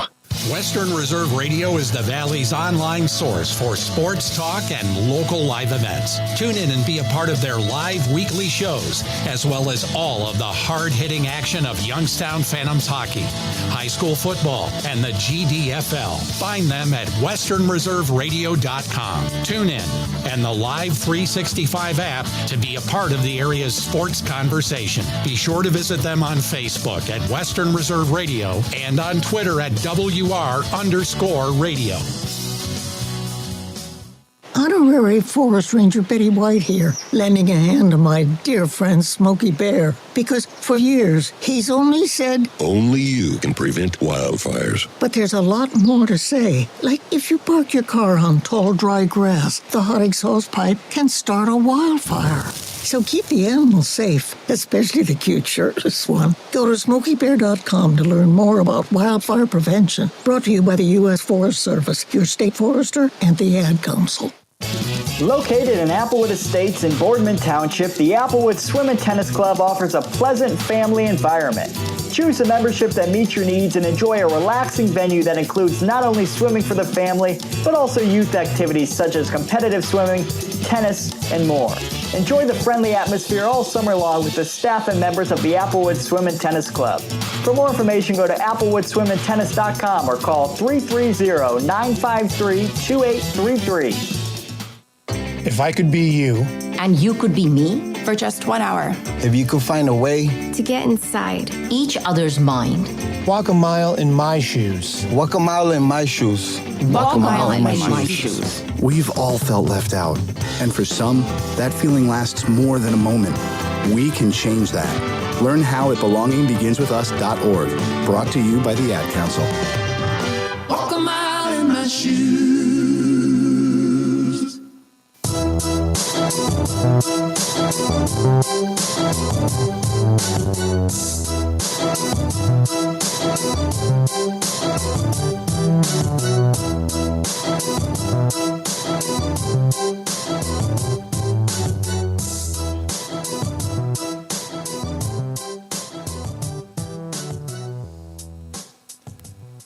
Saturday morning sports page back at you. Pat Lucia, Dave Clark. We've got Irish Mike on the phone. Irish Mike. Yes. Go. Who do you think will be the next head coach for Penn State, if you were to say? Ooh. I know Hartline's name is in the mix. You know who else's name went in the mix? Somebody that Irish Mike kept talking about. Brian Hartline. No, your guy, a retired. Yep. Seen that yesterday? Yeah. He's denying it, but as Lucia always says, you can't believe anything they say. Oh, yeah. Yeah, because they said they had some legitimate things that were going on. Now, that's not saying he'll do it, but he's definitely listening. Oh, there's no doubt they've been in contact with them. There's no doubt they've had conversations. Now, where those I know LSU's reached out to Nick Saban, and allegedly, I'm just telling you what's out there. You hear million internet rumors. You don't know what to believe or not to believe, but that they've offered him a 3-year contract at LSU for $60 million, which is $20 million a year. He gets to choose his successor as head coach. Wow. And if he wants to stay on as athletic director, he can stay on as AD when he gets done coaching there at LSU. Now, that's all allegedly. Man, that would he be told them he would have to check with his wife, Miss Terry, to see where she was at on all this. Wow. Well, just say that the problem is LSU's roster is not built to win right away. So, But I know what Pat's going to say. The portal opens up in January. That's what's going to happen. LSU job. All of a sudden, there's a lot of kids that are interested in going to LSU very quickly. Right? That's what you're going to tell me, right? Well, that's what happens now with the portal. It goes both ways. The kids at the existing school can transfer, but then the new coach could come in and he can go after all the kids in the portal, and it just there's a lot of turnover, more turnover. Now you can make the argument there's more turnover in college rosters than the NFL. Because at least some of the guys on the NFL are on 2-3 year deals. But I'm just saying these college kids are all 1 year deals. Now, if you were a betting man, Irish Mike, right now Jeff Brom is now the favorite. This was as of October 2025. They had Matt Rule the favorite at 44%, but we know that's out the door because he just signed his new extension with Nebraska. So Matt Rule's not going anywhere. Take him out. But you got Brom is now number one at 40%. Hartline's 29%. Lane Kiffin is 25%, followed by Mike Elko at 8% and John what is it? Not Summerall. He's 7%. So there. Yeah. It's great, these percentages. I had conversations this week with my friend. Here's where they're at, and I know Mark Means is down where you guys are at too, and I know he's here too. They don't want to lose Brian Hartline because he's got a reputation for being a great recruiter, especially the wide receiver spot, obviously. They don't want they like the current situation because they want Hartline to stay. Here's the problem: he has aspirations to be a head coach. Unless Ryan Day leaves, where are you going? And people say, well, he's never been a head coach before. But I think when Kirby Smart left Alabama's defensive coordinator to go to Georgia, things worked out well there. Right. I think when Ryan Day left his offensive coordinator at Ohio State to become head coach, things worked out there. I think when Marcus Freeman left Notre Dame as defensive coordinator to become head coach, things worked out well there. So I'm saying this idea, well, he's never been a head coach, it's not going to work out at Penn State. The Penn State people look at him and say he could take us some places, and they also know he's got a great reputation for being a great recruiter, just like James Franklin. So it might work out, it might not, but it does make sense for them to strongly approach Brian Hartline. Oh, I think he might be the hot candidate across the country. I think LSU is going to look. I would hire Hartline before I'd hire Jeff Brom. Yeah, I would too. I would if I was realistically looking for a head coach, I would have Hartline number one on my list. I think that he's definitely, he's young. He played the NFL. That helps, I think. And he's got that offense in Ohio State. He's played, he's got the offense clicking, but he's a great recruiter. He gives you, great talent. And the offense is playing good. Look at the quarterbacks in the NFL that Ohio State has put in. Oh, yeah. What did you think of, Dave Clark? What I thought was, I know this is off the beaten path. We could wait, but I'm going to throw this out anyway. Justin Fields, who the owner just bashed to no end. Right? Just threw him under the bus and then some, right? Justin Fields goes out and has a pretty damn good game against the Cincinnati Bengals. But this is where a guy has a lot of class. After, the press, they're all right up to his face. Justin, what do you think about the owner saying, Justin Fields, boy, you talk about a guy with class taking the high road. It's all noise.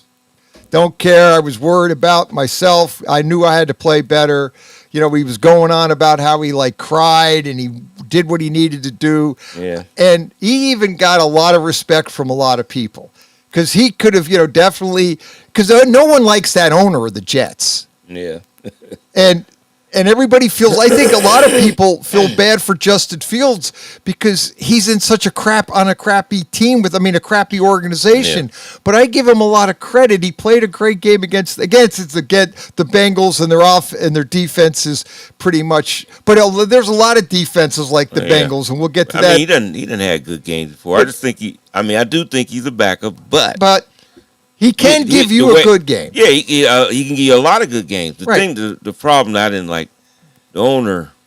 No, that owner don't say stuff like that. That's why I was listening to Marshawn Lynch talk about this owner, and then talk about people say bad teams in the NFL. And he said, "I'm gonna tell you, I played in the NFL." Yeah. He said, "There's really no bad teams." He's right. He said, "There's none." He said, "Those players are good. It's the owner. They're great players." He said, "But then you look at the organization up top. They don't put things together the right way, and then they be out there horrible, giving them a bad name. He's 100%. But it's not them. Those guys are great. He said a lot of them he done played with. He know they're all pro players. And they're just. But they look out there, look like they're incompetent. But it's not that. He's right. He's doing what they're telling him to do. They don't know what the heck to do, and they're doing the wrong things. He was on a show, and I said, "Man, Marshawn, you never talk to the press," but he does now. Anyway. Oh no, Marshawn. Because he does a lot of press stuff. Oh, he yeah. do a lot of stuff now. Right. And Dave, you mentioned that from the top. I checked with somebody yesterday I know and trust in the Cleveland area that knows a lot of stuff and knows a lot of people inside the organization of the Browns very, very, very well. Mm-hmm. And I asked about Myles Garrett and the possibility of trading. They said the biggest issue is not any draft picks or players. It's the dead cap hit the Browns would take by trading him. Right. That he said it would be for over a 2-year time period. It would be monumental. It'd be way worse than Russell Wilson, what Denver had to go through when they got rid of Russell Wilson. Well, yeah, that's it's just terrible. The guy's in his 9th year. He's going to be 30 years old next month, and it's like, if somebody asks you right now, because I'm a Browns fan, how are the Browns going to be in 2026? What would your answer honestly be? Probably not much better than this year because you're going to probably be breaking a rookie quarterback, correct? Yeah, I don't know. Yeah, they may be. But one of the rumors is, Dave, I'm not trying to make you laugh, is, guys rejuvenate their careers. The guy with the quarterback with the Colts this year that was the Giants was terrible. Sam Darnold. They went down the list of guys who went to other places and rejuvenated their career. Right. They're looking at the possibility in 2026 of Browns bringing in. Remember the kid, the quarterback at North Dakota State, then went to the 49ers, and then went to the Cowboys, and I think he's with the LA Chargers. Been a backup his whole career. Huh? Lance? Yes. They're Trey talking Lance. about him being the Browns quarterback in 2026. Well, I do think somebody's going to steal him because gonna get him. if you just watch Trey Lance, now I know it was preseason and all that. That's a whole different guy that's in. No, I'll get ready to say San Diego, and I'm gonna keep saying San Diego. That's a Chargers. new type of guy. Harbaugh has got him playing NFL quarterback style. That guy looks complete. They don't even look like the same guy. No. He's in a good system. You were talking about the dead cap money. You're right. This year, they're not getting rid of him, but if they got rid of him like after this year, it's 124 million dead cap hit for Myles Garrett. Yeah. And then next year it would be 102 million. Yeah, he's not going anywhere. Because they got that problem with Deshaun Watson. They can't have both of them. No, You can't have all that. can't get rid of Watson either. No. He's on it for next year. Yeah, you just got to play him. If let's say Shador does play and it plays great. Yeah. He's the starter. Yeah. And Deshaun Watson the backup. I don't care. I don't care. He might even be. He could be great if he can recapture anything of what he used to be. But he would be the backup. I keep him. So I You can don't just have free a that. choice. You got to just go ahead and just free it. You don't have a choice. You have to keep now, him. is Myles Garrett making a lot of noise about Shador Sanders need to start? Have you heard that? I haven't heard that. No, I haven't heard Maybe any. behind the scenes, but Now, what he may be saying in the locker room, but I haven't heard that. That's what he's saying. That's been going. He just said it needs to give. He said he needs to get us. We need what you just said about a shot in the arm. Yeah, you need. You it. need That's just what I something to think. inject some more in, just to see. Yep, Just I to think see. you roll the dice. It's like Giants with Jackson Dart. That was good. I think Cleveland needs to try that. Just to see. Is it? Could we have another Jackson Dart here? Throw the dice. Maybe he could do what Jackson Dart did to the Giants. Maybe Shador can do it for the Browns. I said I love Dylan Gabriel and the timing to those out routes, but you're not going to play NFL football and move down the field throwing those routes all day. You did that in college, and it'll work in college. But not. Because there's a difference. You might have a great cornerback on one side running a 4-3 something, and the guy on the other side runs a 4-7. And he's not. It's a big difference. Two comments. I'm going to get your guys' comments because I know neither one of you are Browns fans, or you follow them, but you're not Browns fans like I am. Right. One, do you think last February when that came out, Myles Garrett went on every talk show for 6 weeks and said, "I want out of Cleveland. I want to win a Super Bowl. Yada yada yada."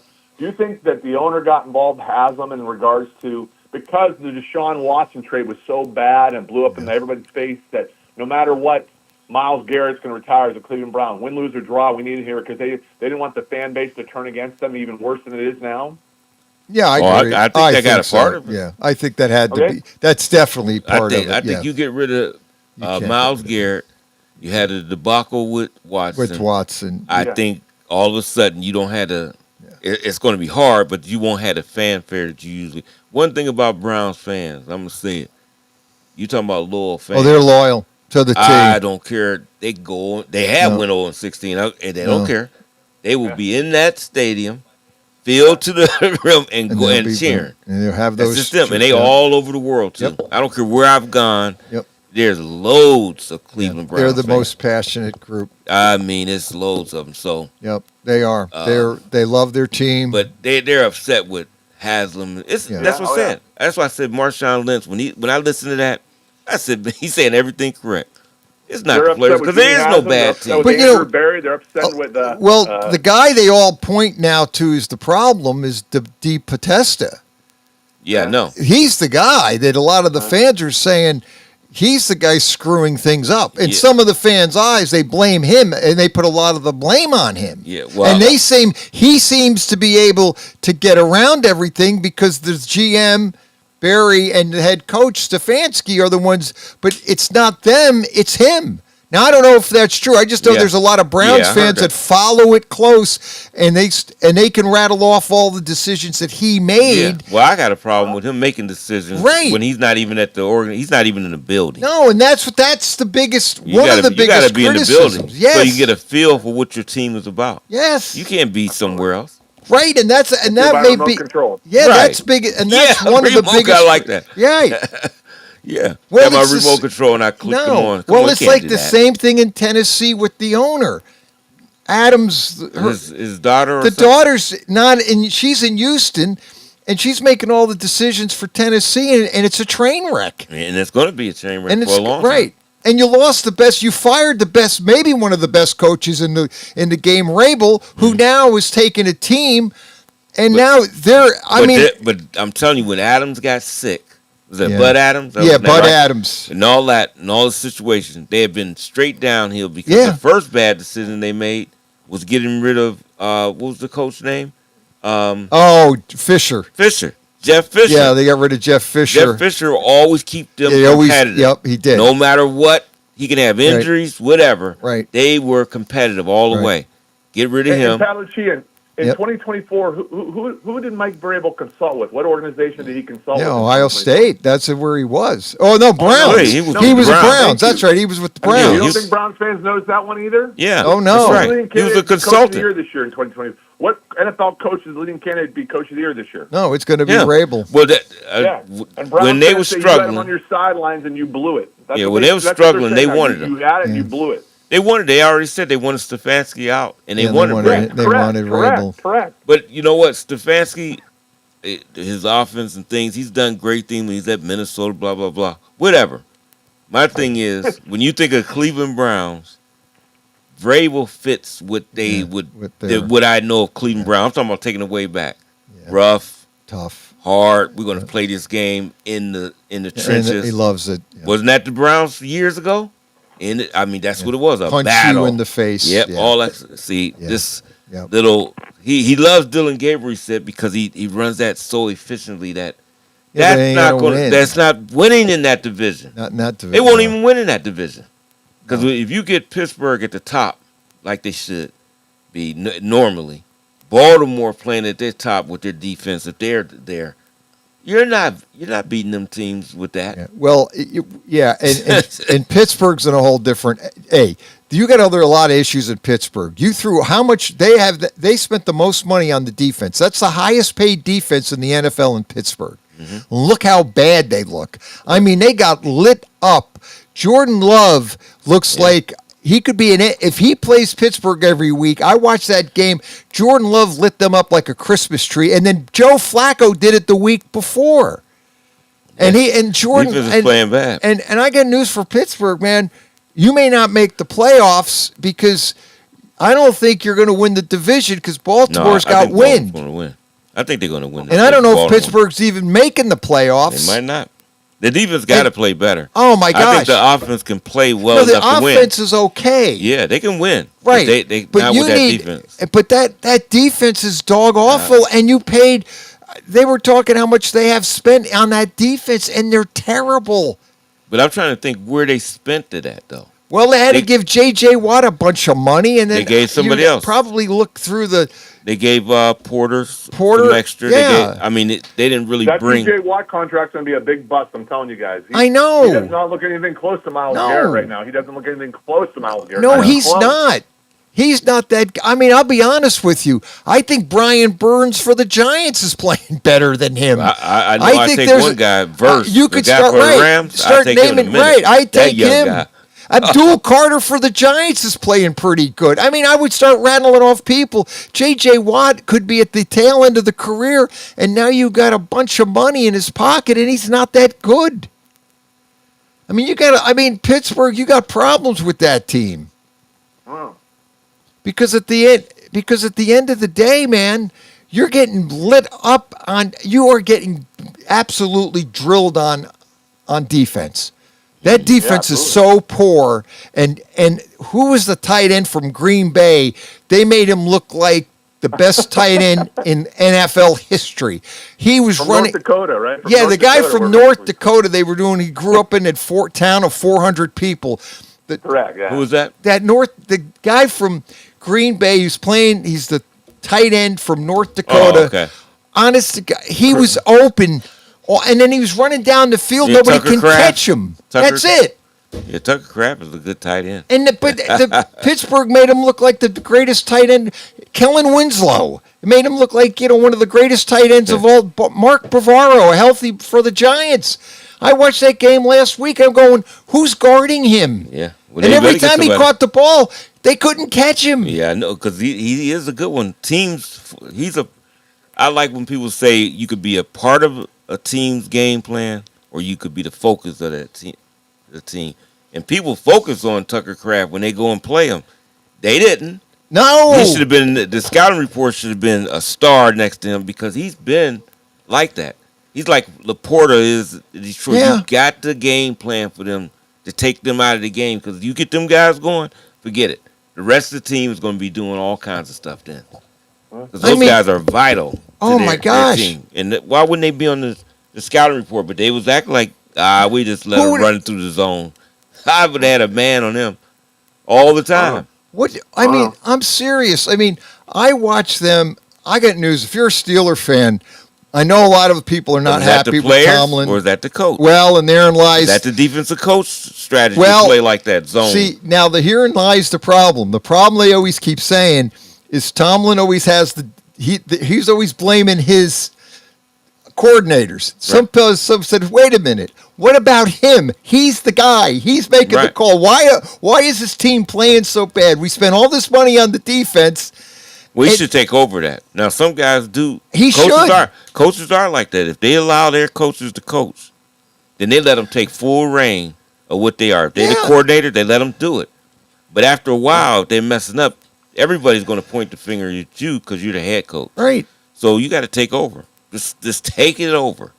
Because you're going to get blamed for it anyway. Right. So he should, and he has a defensive mindset from the times he was with Minnesota? Right.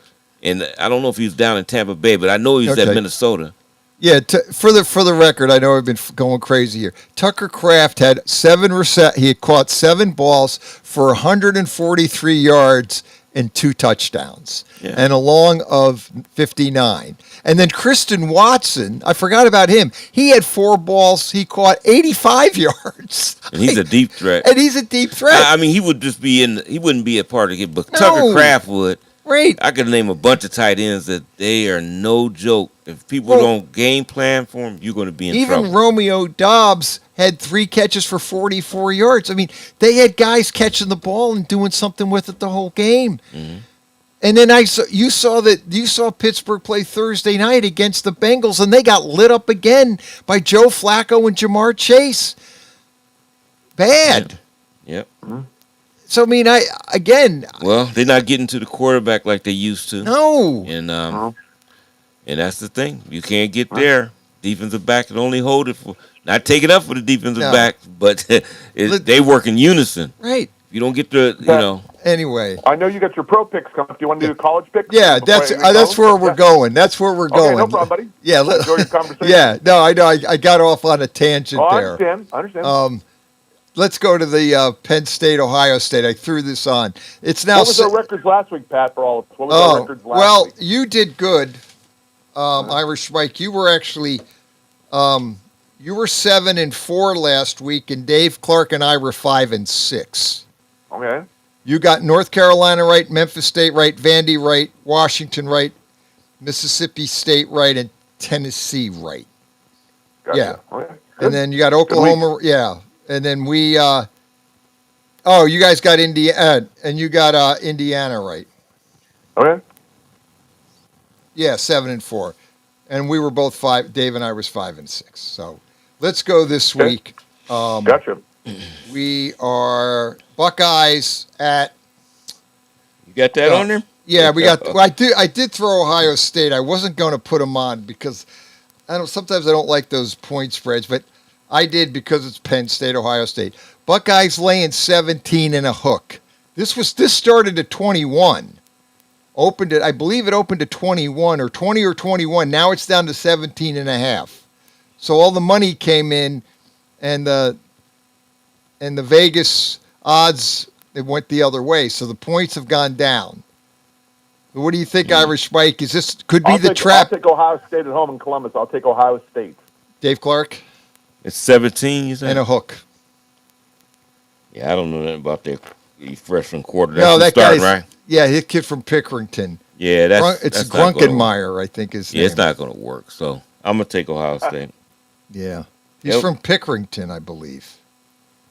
Yeah. Let's go to Vandy at Texas. Vandy's getting 3 and a hook at Texas.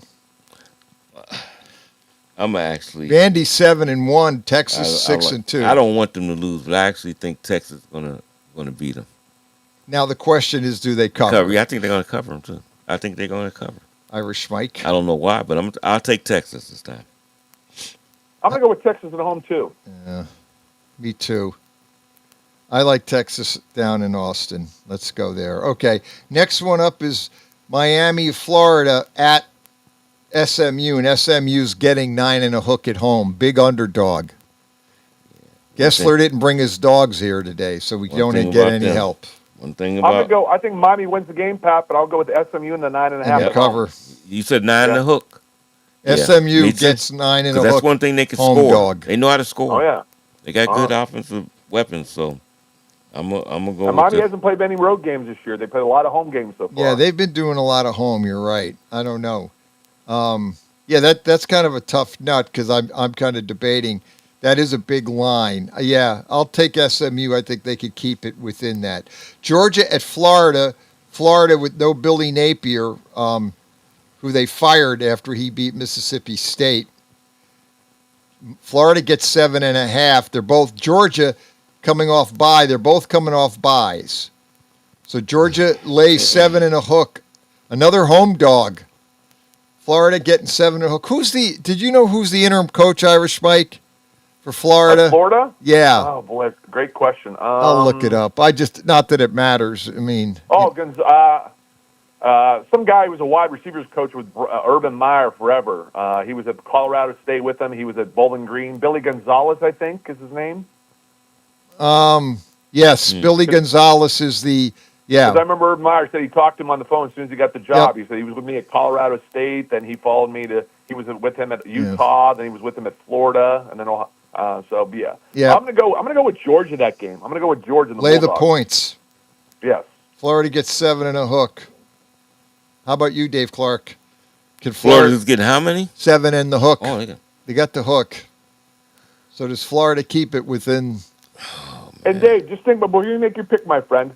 Who does the SEC officials want to win this game, Florida or Georgia? Georgia. So make your pick, buddy.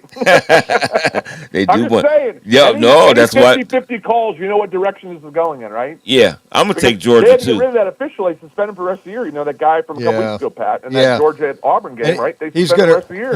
They got rid of him? We all saw him call timeout. Yeah. Come on.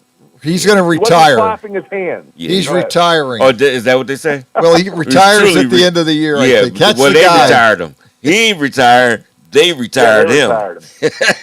In The Godfather, they made him a deal he couldn't refuse, huh? That's it. Okay. Never mind. Let's see. Georgia Yeah, I don't know. I'll take Georgia.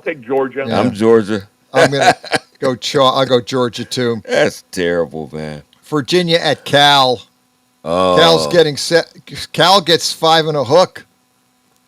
So Virginia has to travel. And one of these I'm deals, taking Cal. Yeah, get the points. 5 I'm and a hook. taking them, and they could do some stuff when they play at home. Seriously, you got to watch them. Cal won last week against. Hold on, Irish Mike. Yeah. We're going to finish up the picks right after this quick timeout. Western Reserve Radio. Pat Lucia, Dave Clark. Back after this.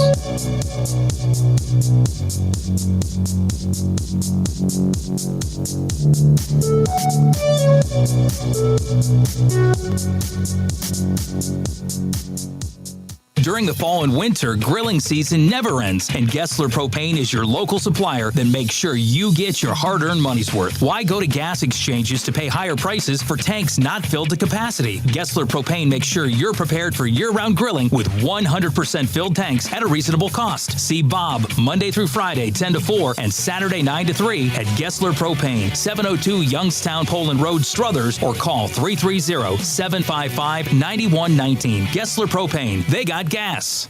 If I could be you, And you could be me for just 1 hour. if you could find a way, To get inside each other's mind. walk a mile in my shoes. Walk a mile in my shoes. Walk a mile in my shoes. We've all felt left out.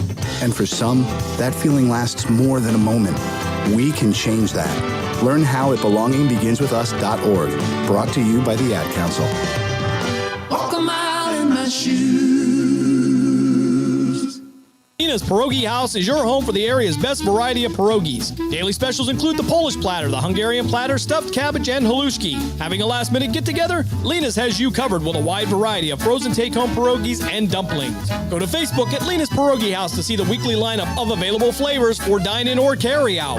Catch the best at Lena's Monday from 10 a.m. to 4 p.m. and Tuesday through Friday from 10 a.m. to 8 p.m. 20 North Main Street in Hubbard, or call 234-254-8532.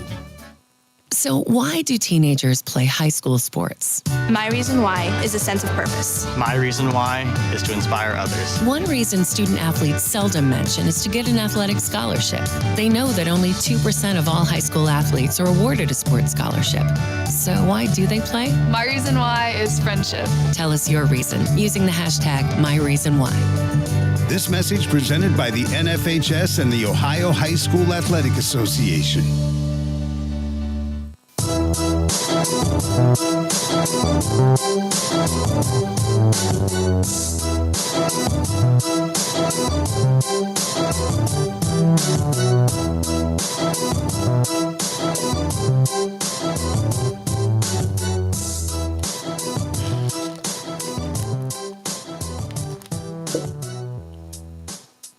Saturday morning sports page coming right back at you. Let's get Irish Mike in. Hey, Irish Mike.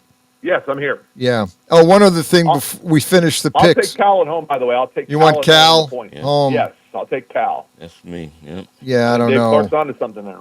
Yeah. Well, Virginia beat Chapel Bill last week, 17-16. Oh, by the way, Chapel Bill won last night. They Yes, beat they did. Syracuse. Yeah. Got his first. He's so happy. He said first ACC victory. So he bit the orange out of Syracuse. I believe it's 27-10. Yeah, the Virginia Cal. Yeah, kind of Cal at home. I'll take them. I know we're too much agreement, but who cares? Georgia Tech. Next one up is Jaw Tech at NC State. NC State gets 4 and a hook. I'll take Georgia Tech. Yeah. Wait, how much is NC State gets 4.5 at home. They're the home dog, getting 4.5. Too bad Gessler didn't bring the wild dogs in. We needed them today. We got a lot of home dogs running around. Oh man, that's a good one. Let's see. Let's get up. Georgia Tech, they're undefeated, aren't they? Yeah, they're 8-0.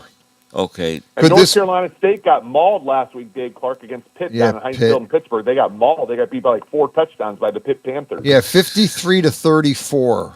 They gave up 53 points to Pitt last week, North Carolina State. So I mean, when you look at that, I was going to take North Carolina State. I didn't see them before; they was decent, but I don't know. You just said 5 and a hook or 4. You said only 4, right? 4 and a hook.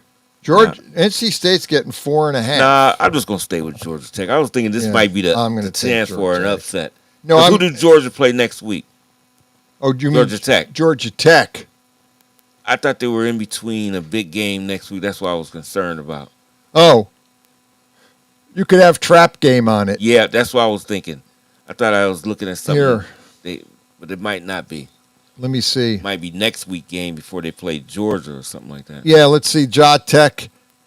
Oh, man. They've got Boston College, who stinks. Oh, no, I just... And then they got Georgia Tech's schedule is really fair. They got Boston College, Pitt, and then they got Georgia. Oh, yeah, then. But they're probably... They should win. They should beat NC State. They should beat BC and Pitt. They should beat. They should be undefeated. Well, if they get most of those referees out of there, they might beat Georgia too.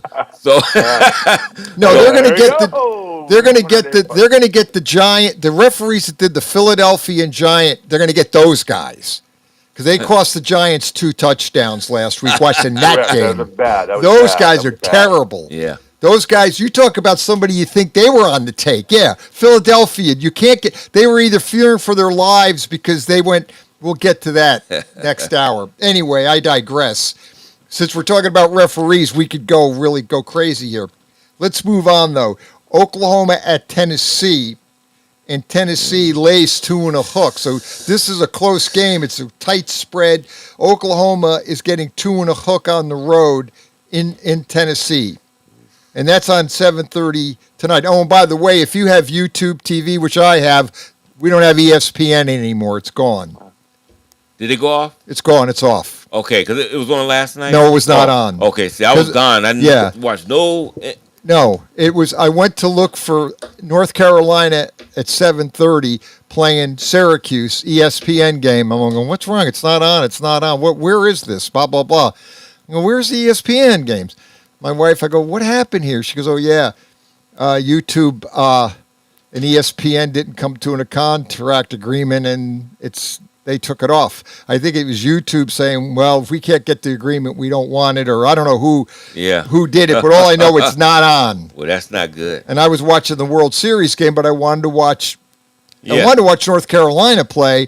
I want to see how Chapel Bill was doing. No go. So no ESPN. If you have YouTube TV, which I have, I will not get any of these games. ESPN. I can watch on the other thing I got, but right, you'd have to watch it. But and the only other thing you could do is go to Fubo TV now. Yeah, I might do that. I might do that too. Or you buy the ESPN app, but that's not cheap either. No. And I looked them up last night. There's the low one, and then the middle one's like $29 a month. Oh no, $19 a month. They're not. I think YouTube is near $90. I know. Somewhere in there. And now you're not getting. I'll go, Pat. I'll go with the Tennessee Volunteers. Me too. Because they're at home, and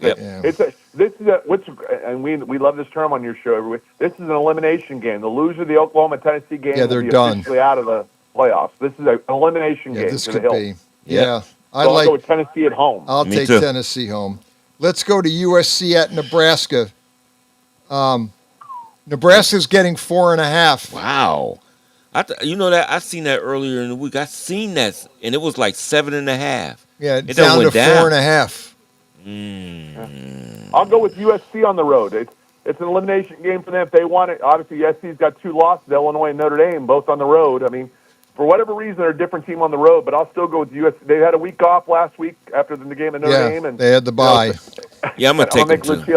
It's a shorter plane ride from L.A. to Lincoln, Nebraska, than it's L.A. to Rutgers. Yeah. So I'm going to go with USC in this one. Me too. Me too. I mean, especially once you said that. But I thought it was 7.5. No, it's down to 4.5. Because if it was 7.5, I might have took Nebraska. But I'll take not at 4.5. We finish up with Cincinnati at Utah.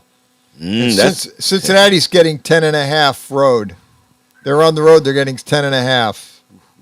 I'm going to take Cincinnati in the points, but I think Utah's going to win the game. But I'll take the Bearcats and the points. Yeah, that's what I'm thinking. I'm kind of that way too. I'm going to, just for the heck of it, I'm taking Utah because I don't want to agree.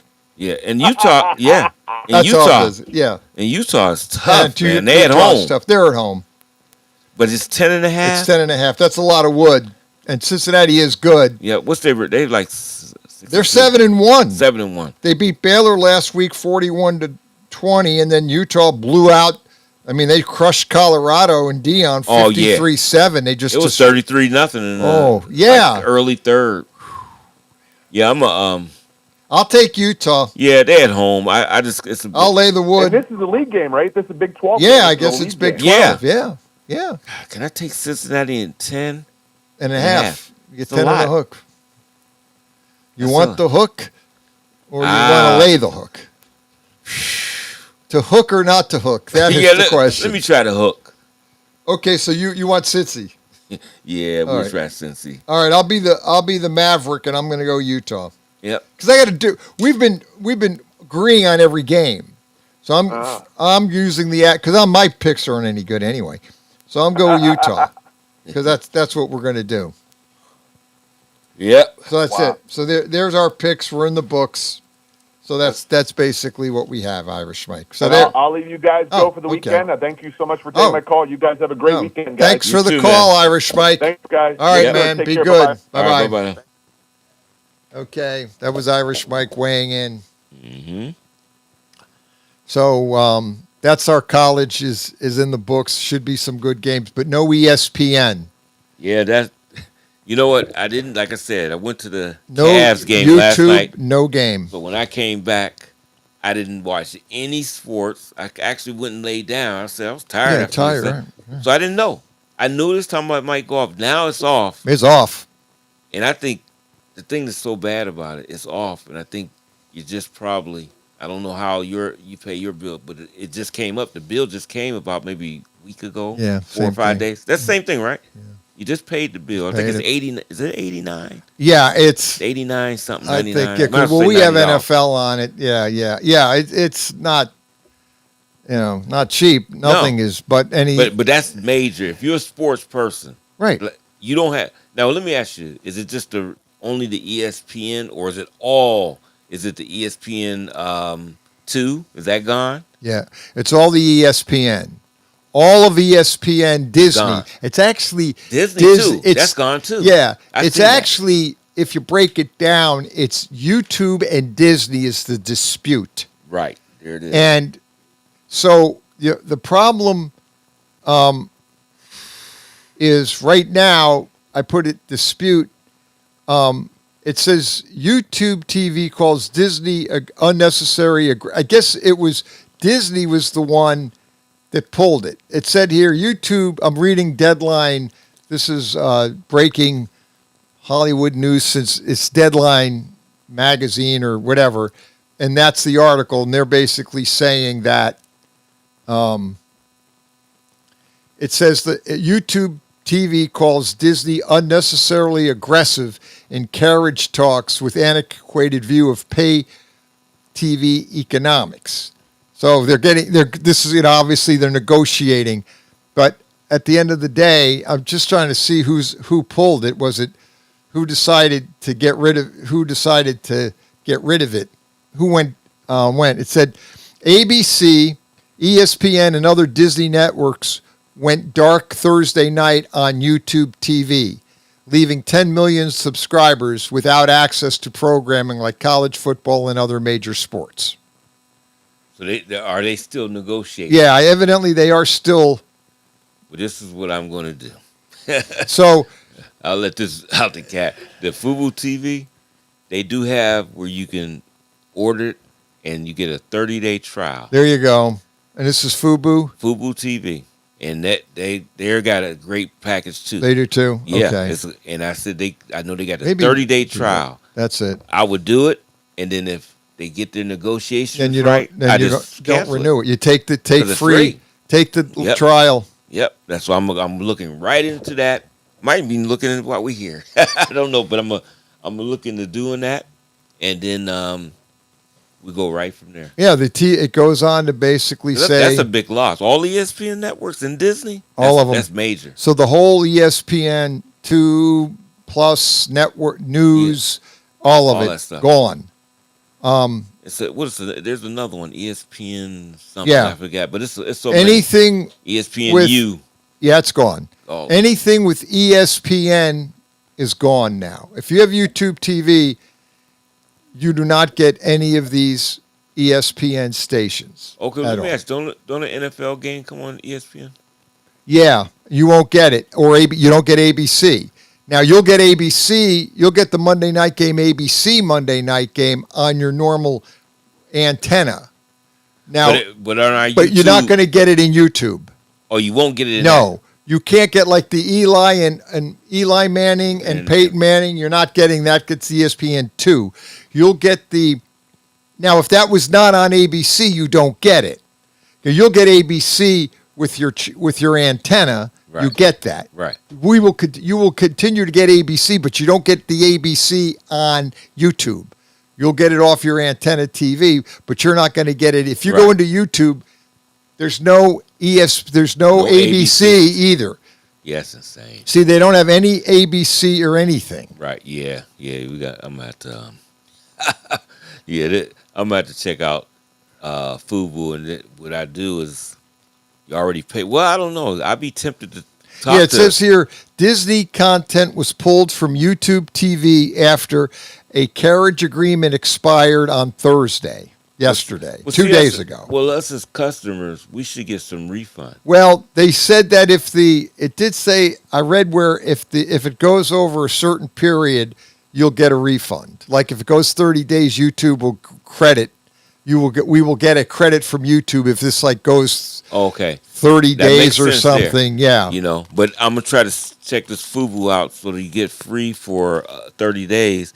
That'll cover the time. They should get something rectified by then, one way or another. Whether they're gonna get it or they're not gonna get it, and then I can make the decision. Hey, I'll just stay with Fubu. It's a little bit cheaper. Because you get you don't get ACC network, you don't get the SEC network, you don't get any of that either.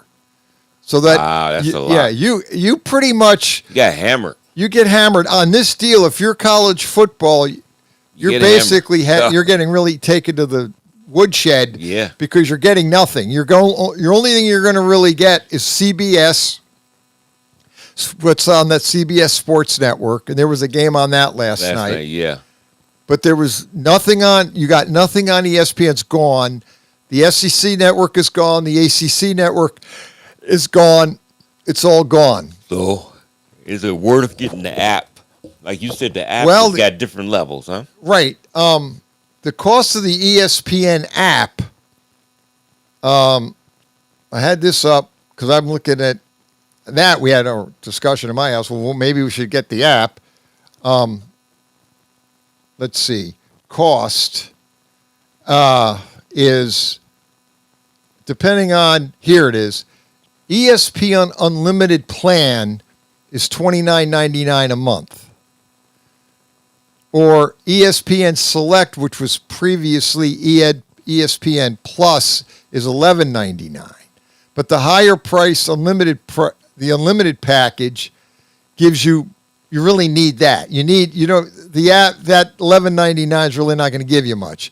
If you realistically want your football, you've got to get the unlimited plan for $29.99 a month because that gives you the ESPN2 SEC network and all the live events. So if you're realistically going to go that direction, you really got to get the $29.99 is what you want. I mean, the $11.99 it gives you something, but it's not going to give you what you really want. It doesn't really tell you either.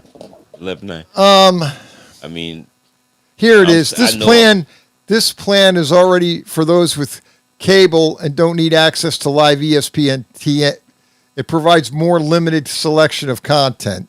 I don't know what you really get on the ESPN Plus, but I think if what we want, we probably have to pay the $29.99 because that's going to get you the channels you want: the ESPN, ESPN2, SEC network, ACC network. Which we're not getting any of that right now. Yes, that was a sure enough hammer. Yeah, right there. And that's it. So it says I kept seeing that message. Go to ESPN. I want my network or whatever. It kept flashing up, and I went to that to see. And you can, I guess, it was like a little vote. What you think? But I guess it didn't help because it's gone. It's gone. And you know what? And that's something because I did not watch sports. I put the TV on for a minute and watched. I was watching a news program, but you know how it comes up in the boxes and shows all the things was on.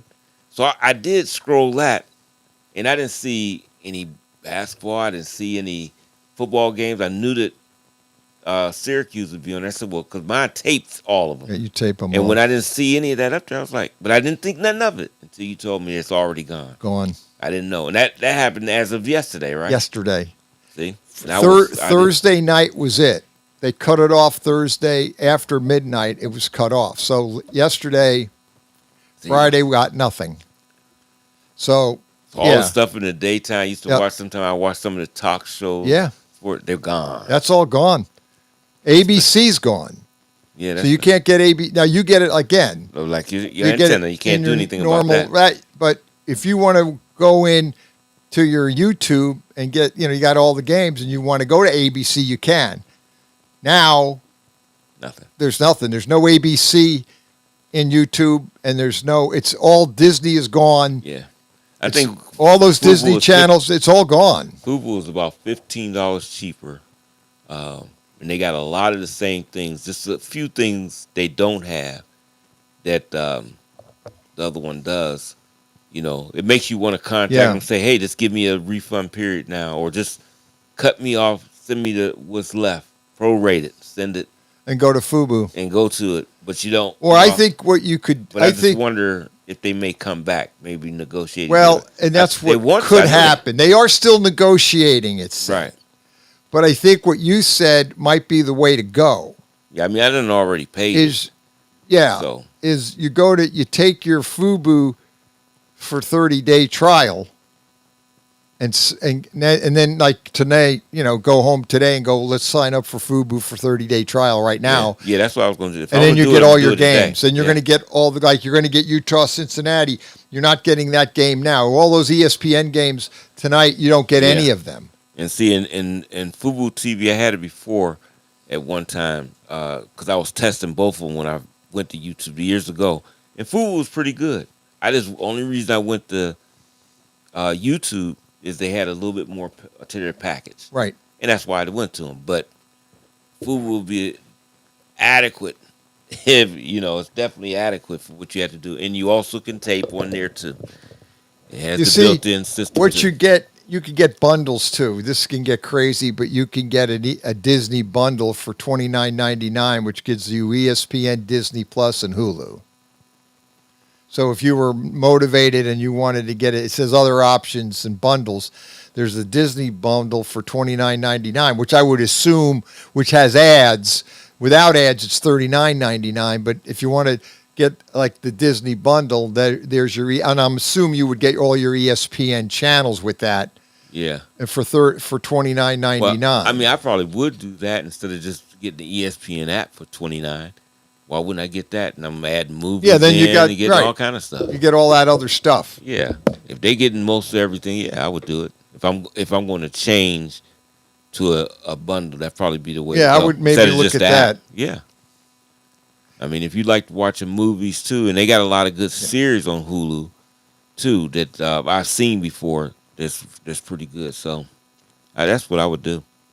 Yeah, I would basically see a bundle. So we got this straight. Oh, okay. A bundle with ESPN Unlimited and ad-supporting versions of Disney Plus and Hulu is $35.99. Okay, so what you would really do, it's $35.99 for the ESPN and Disney Plus bundle, because that way you would get all of ESPN. If you just get the other one, you just get ESPN in the other bundle. So you want to pay $6 more and then you get all of the... Yeah, I would do that. You get the Hulu, Disney Plus, and ESPN Unlimited is all part. Yeah. So realistically what it is, if you want ESPN Unlimited, it's $29.99. Mm-hmm. But if you want, or it says, or for $29.99 for the first 12 months. Okay. Then what happens? And then it goes to $35.99. So it looks like... that ESPN, Disney, and Hulu package is $29.99 for 12 months. Then it goes to $35.99. So maybe Always paying something. always something. That's why I said I gotta.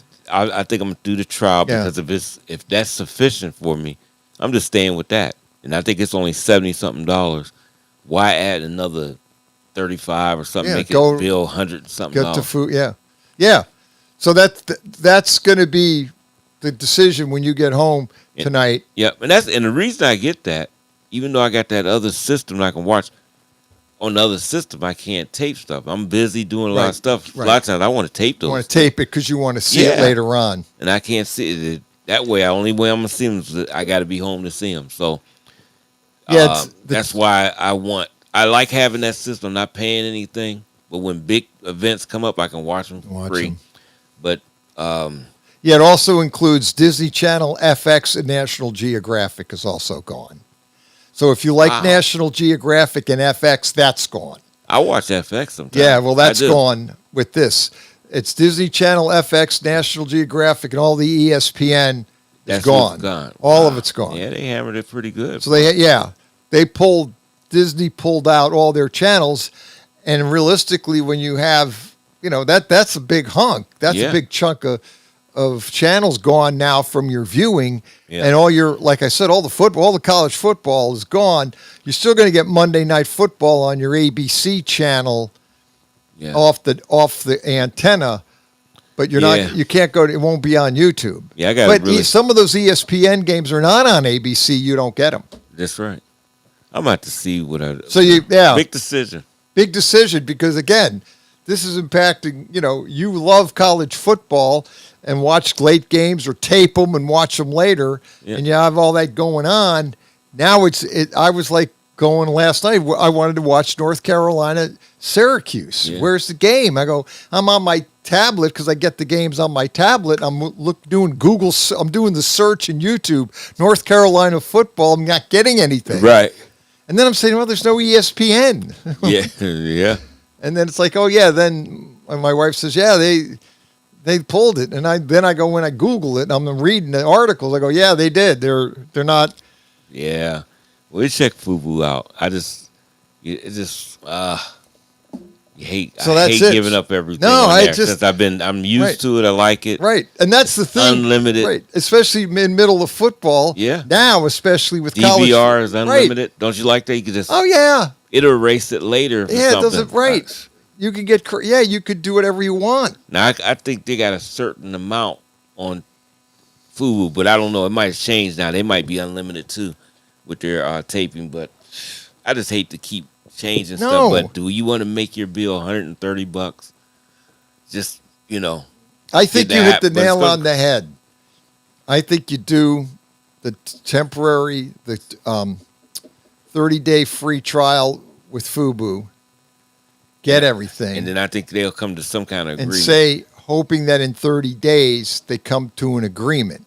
Now, don't be surprised our bill go up, but it won't be as much as having to get the app separate. Right. Plus the. But if you go the app route, you really want to. You could get the app for $29.99 for the 12 months and get all of the Disney and all the other stuff on it, and you go that route, and then you have it for 12 months at $29, and then you get all the ESPN Unlimited. But you're locked in once you get it, right? You got to do all. Yeah, it's locked in for $29.99 a month for 12 months. Okay, so you don't want to do that right away. I see. And the thing is, you don't want to get the app because say like in 2 weeks they come to an agreement, now you're stuck with the app. I guess you can dump the app and say I don't want it anymore. I would think you could get out of that. That's what I was wondering. Would you be that locked I don't in? know. I'm going to have to read that because you're locked in. I don't want to do that. If you're locked in, you're on the hook for the whole year. Yeah. At $29.99. Yeah, I wouldn't know what parts of that. I think what you're saying is I think you sign up for the FUBU for the so you can watch all for that the 30-day trial. That's going to get you what it is today, November 1st. That's going to get you the entire month of November. Yeah, that's what I'm thinking. Do it right now. Do it now. The whole month. You got the whole month of November. You're going to get what you want. If they come to the agreement, then you can always at 30s. You can tell FUBU thanks, but no thanks. Yep. after 30 days, but you have it for 30 days. Yep. And then if I see that they don't come to agreement, I can just flip the. Well, and then maybe Flip if you don't YouTube. say, okay, I'm going to tell YouTube I'll see you later, and I'm going to join. Go to Fubu. Yep. Well, we got overtime. We got the pro picks here coming up. A lot to get to. Still, Saturday morning sports page. Back after this on Western Reserve Radio.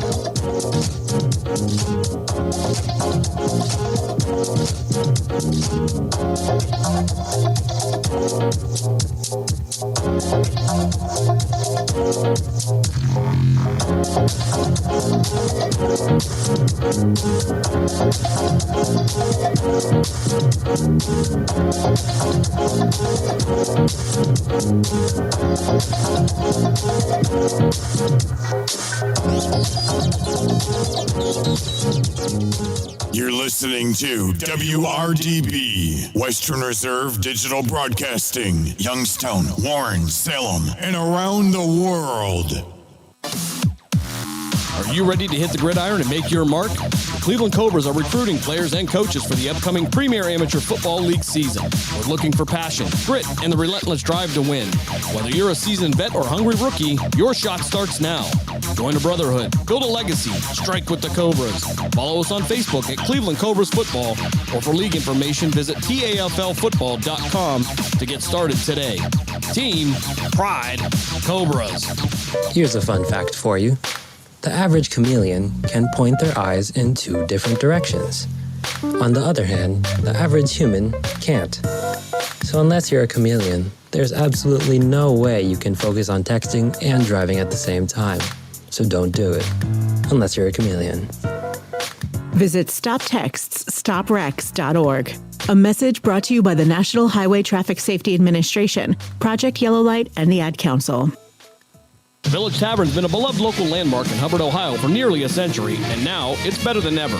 Recently renovated and still serving up the same warm hospitality, the Village Tavern is your go-to spot for great food, cold drinks, and a laid-back atmosphere. Whether you're stopping in for dinner, catching up with friends, or just looking to relax, you'll enjoy a full menu of American favorites, rotating drink specials, and friendly service that makes every visit memorable. Be sure to visit the Village Tavern at 746 North Main Street in Hubbard, right next to Repair That Glass. To learn more, go to villagetavern3.com. Tom has been a teacher for over 40 years. One day, I think one of the students had asked the question and he didn't remember the answer. And I also noticed that he was letting his class out earlier than they were supposed to let out. I was really starting to worry. Levi and I talked about how it would change our lives, but he was there beside me. When something feels different, it could be Alzheimer's. Now is the time to talk. Visit alz.org/ourstories to learn more. A message from the Alzheimer's Association and the Ad Council.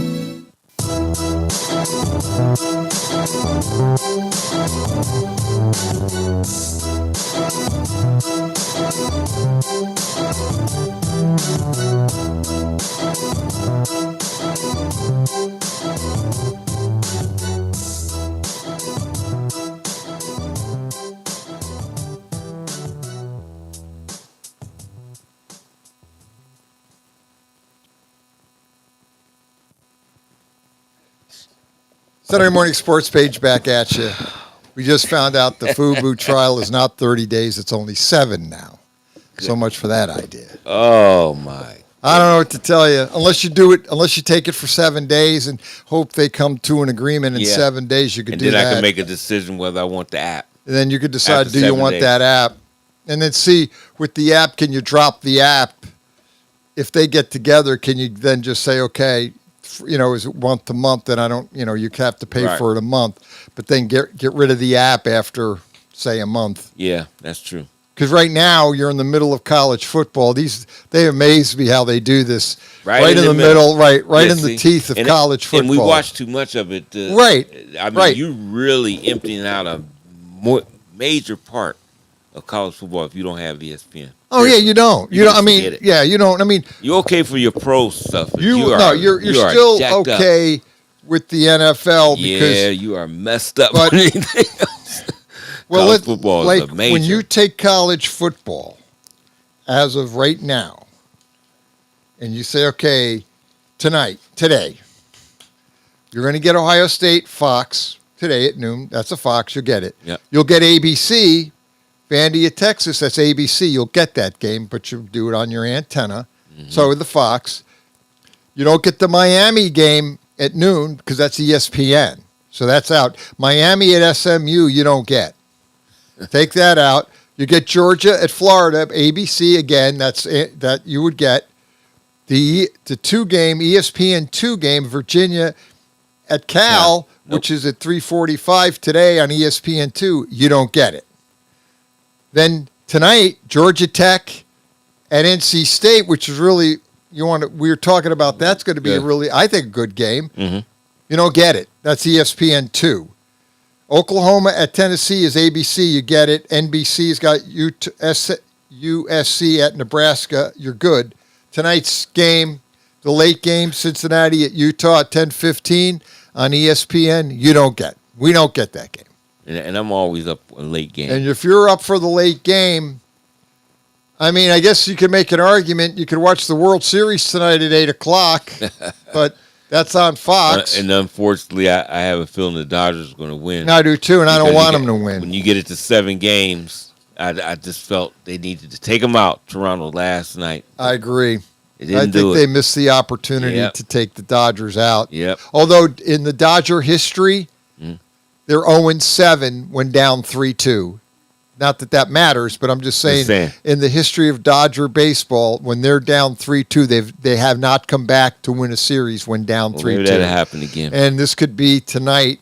They could set the record in Dodger history. They showed that last night. I like rooting for the small market teams. Yeah, I mean, I just do. I mean, I don't know. The Dodgers, to me, it's just that they've bought this team. Yeah, and it's totally different. Yeah. It's just not the same thing. But that's our dilemma. So college football right in the teeth of the week 10, and there'll be you get to games, but you're not going to be able to switch over. And Notre Dame, I forgot, Notre Dame is on today. Boston College, you're not getting that game either. That's ESPN game. That was that 4 o'clock game? Or yeah, that was, 3:30? I believe that was the 3:30 game. And that was ESPN. And that was ESPN. So for the Irish fans, they will not be able to watch their team today. Right. Because that game is on ESPN at 3:30. So you will not get the Irish today. Yeah, Notre Dame at Boston College is a 3:30 game on ESPN. You will not get that. You do get Indiana at Maryland on CBS at 3:30. So there are, and then you got Michigan State at Minnesota, Big Ten Network. And Texas Tech at Kansas State is a 3:30 Fox game. There are games on, but the problem you ultimately have is now you get Fresno State at Boise State at 3:30 FS1. Okay. I'm looking tonight, late night game. Well, you do get Hawaii at San Jose. What time they come on? 12 midnight? 10:30. Oh, 10:30. That's the coach of the Hawaii is Timmy Chang. Used to be their quarterback. He used to be the quarterback, Timmy Chang. I don't know if he's related to Donna Chang on Seinfeld, but that's a whole different story, and I had to throw that in there. But anyway, that's on CBS SN, and that's at 10:30. You would get that one tonight. Yeah, so you could watch Hawaii at San Jose State would get you that fix. But, you take like Wake Forest at Florida State, 7:30, ACC Network, you don't get it. Because that ACC Network and the SEC Network are tied to ESPN. You don't get any of these games. Well, let's see what happens. So let's see what happens. I may do the free trial, or I might just buckle under and get the app.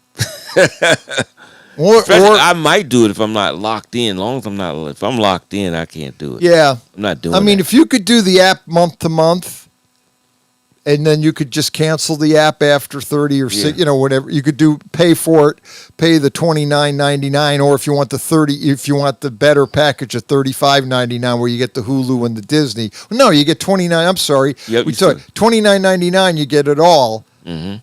Then Then it goes to 35. then after 12 months, it goes to 35. Right. As long as they But can I don't do- know if you tie in for that month. Yeah, if you tie Now in for you the- might get $29.99 and just get it for a month, but you don't get the Disney and the Hulu, but you get the ESPN app, but you can get it month to month and pay $29.99. Yeah.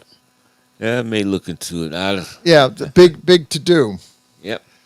Let's slide over to the NFL, which we don't have to worry about it because the NFL we get to watch. We don't have to worry about the Disney app, and the Cardinals at the Cowboys is on ABC this Monday night.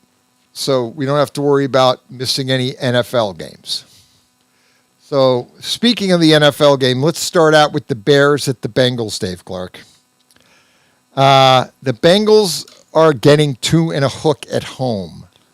Obviously, we talked a little bit. The Bengals lost to the Jets last week, 39-38.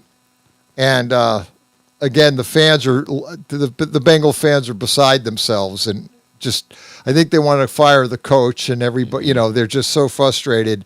They had a great game against Pittsburgh on Thursday night, only to fall asleep at the switch and let the Jets come back and beat them because they were winning that game the whole game. They were on cruise control, and then the Jets came back and pulled it out. Maybe giving at least Justin Fields a little bit of a break and a breather. The Bears come off a bad loss to the Ravens, and Ravens didn't have Lamar, and they beat the Bears anyway.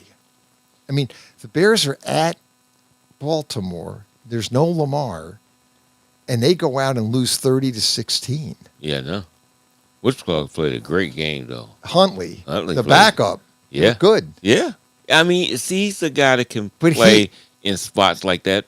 Right. I mean, you don't want him No, to be no. a 17-game starter. No, not the game, but he But can give pull him you six, right. 5 or 6 games he come in there. You Yep. don't even worry about him. Right. And he can make. Look how he just stays in Yep. the league. He goes somewhere. He really went to Cleveland just to stay active. He knew he was going to get picked up and look. Because he always fits good with Baltimore. He fits right into their See, he system. fits into that system Yep. well. And he plays good in that system. He does Man, well. yep. And he is the right backup for that team. Yep. He's Like if perfect. Lamar's hurt, It's he's not. What's our guy? Cooper Rush? Nope.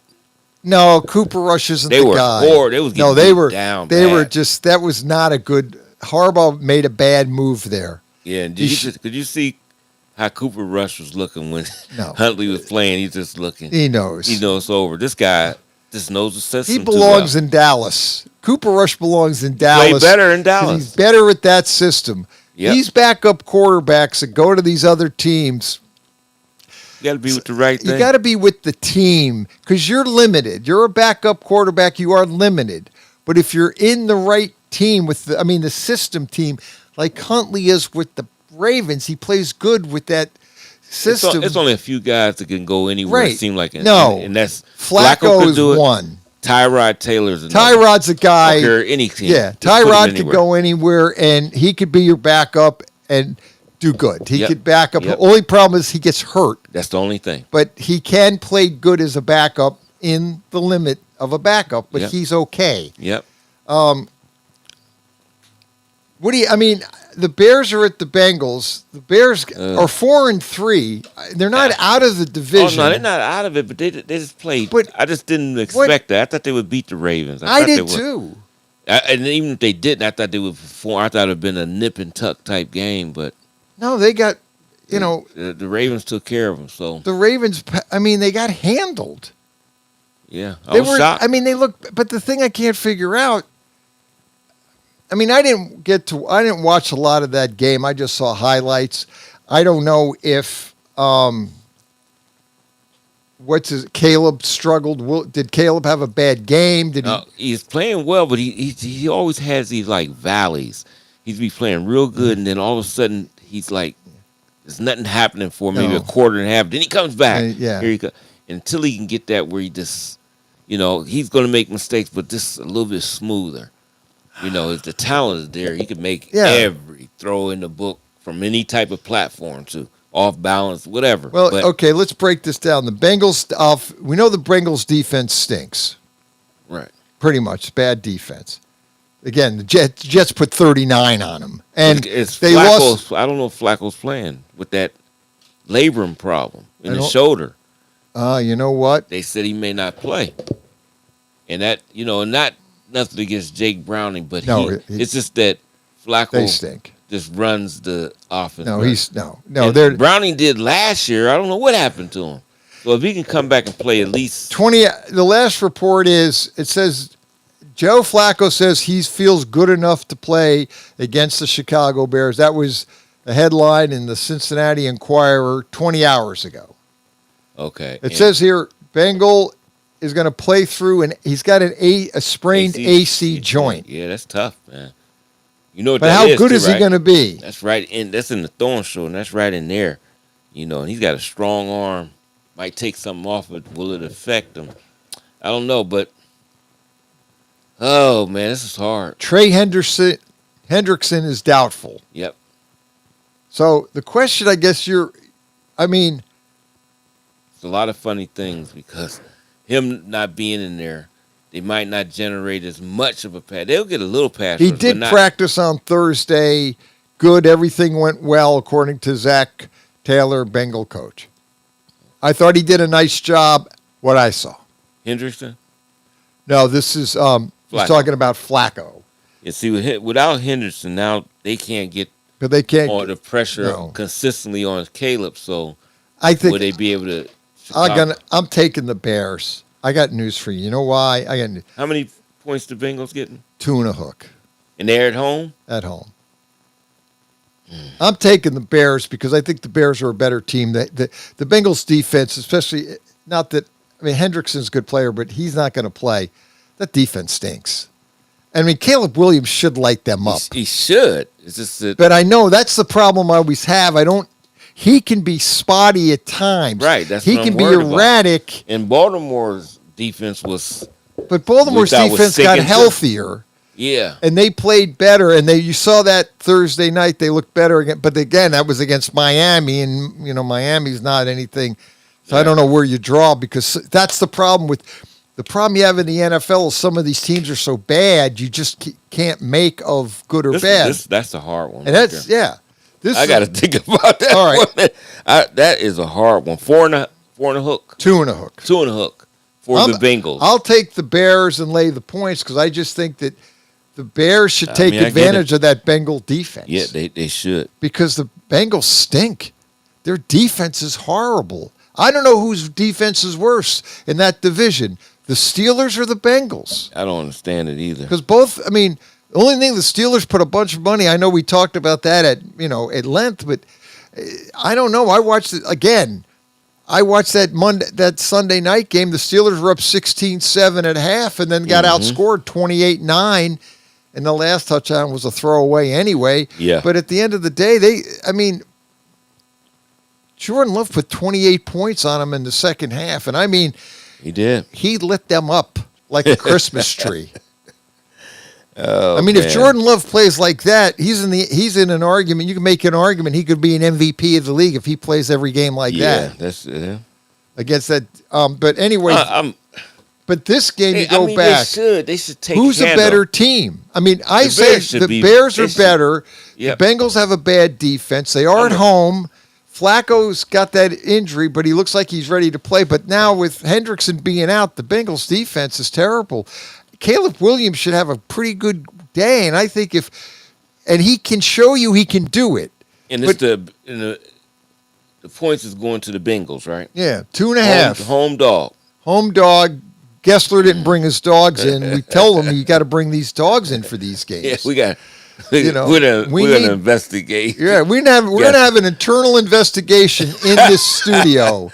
Yeah, where are the dogs, Gessler? Oh, man. I think he's hoarding the dogs away from us. This is a tough one though. But it's again, I think that at the end of the day, when you break it down, like I said, I'll go on the premise that I think Caleb Williams will give us a good game and win. Now I'll probably just with the way I've been picking this year, it's probably going the other way.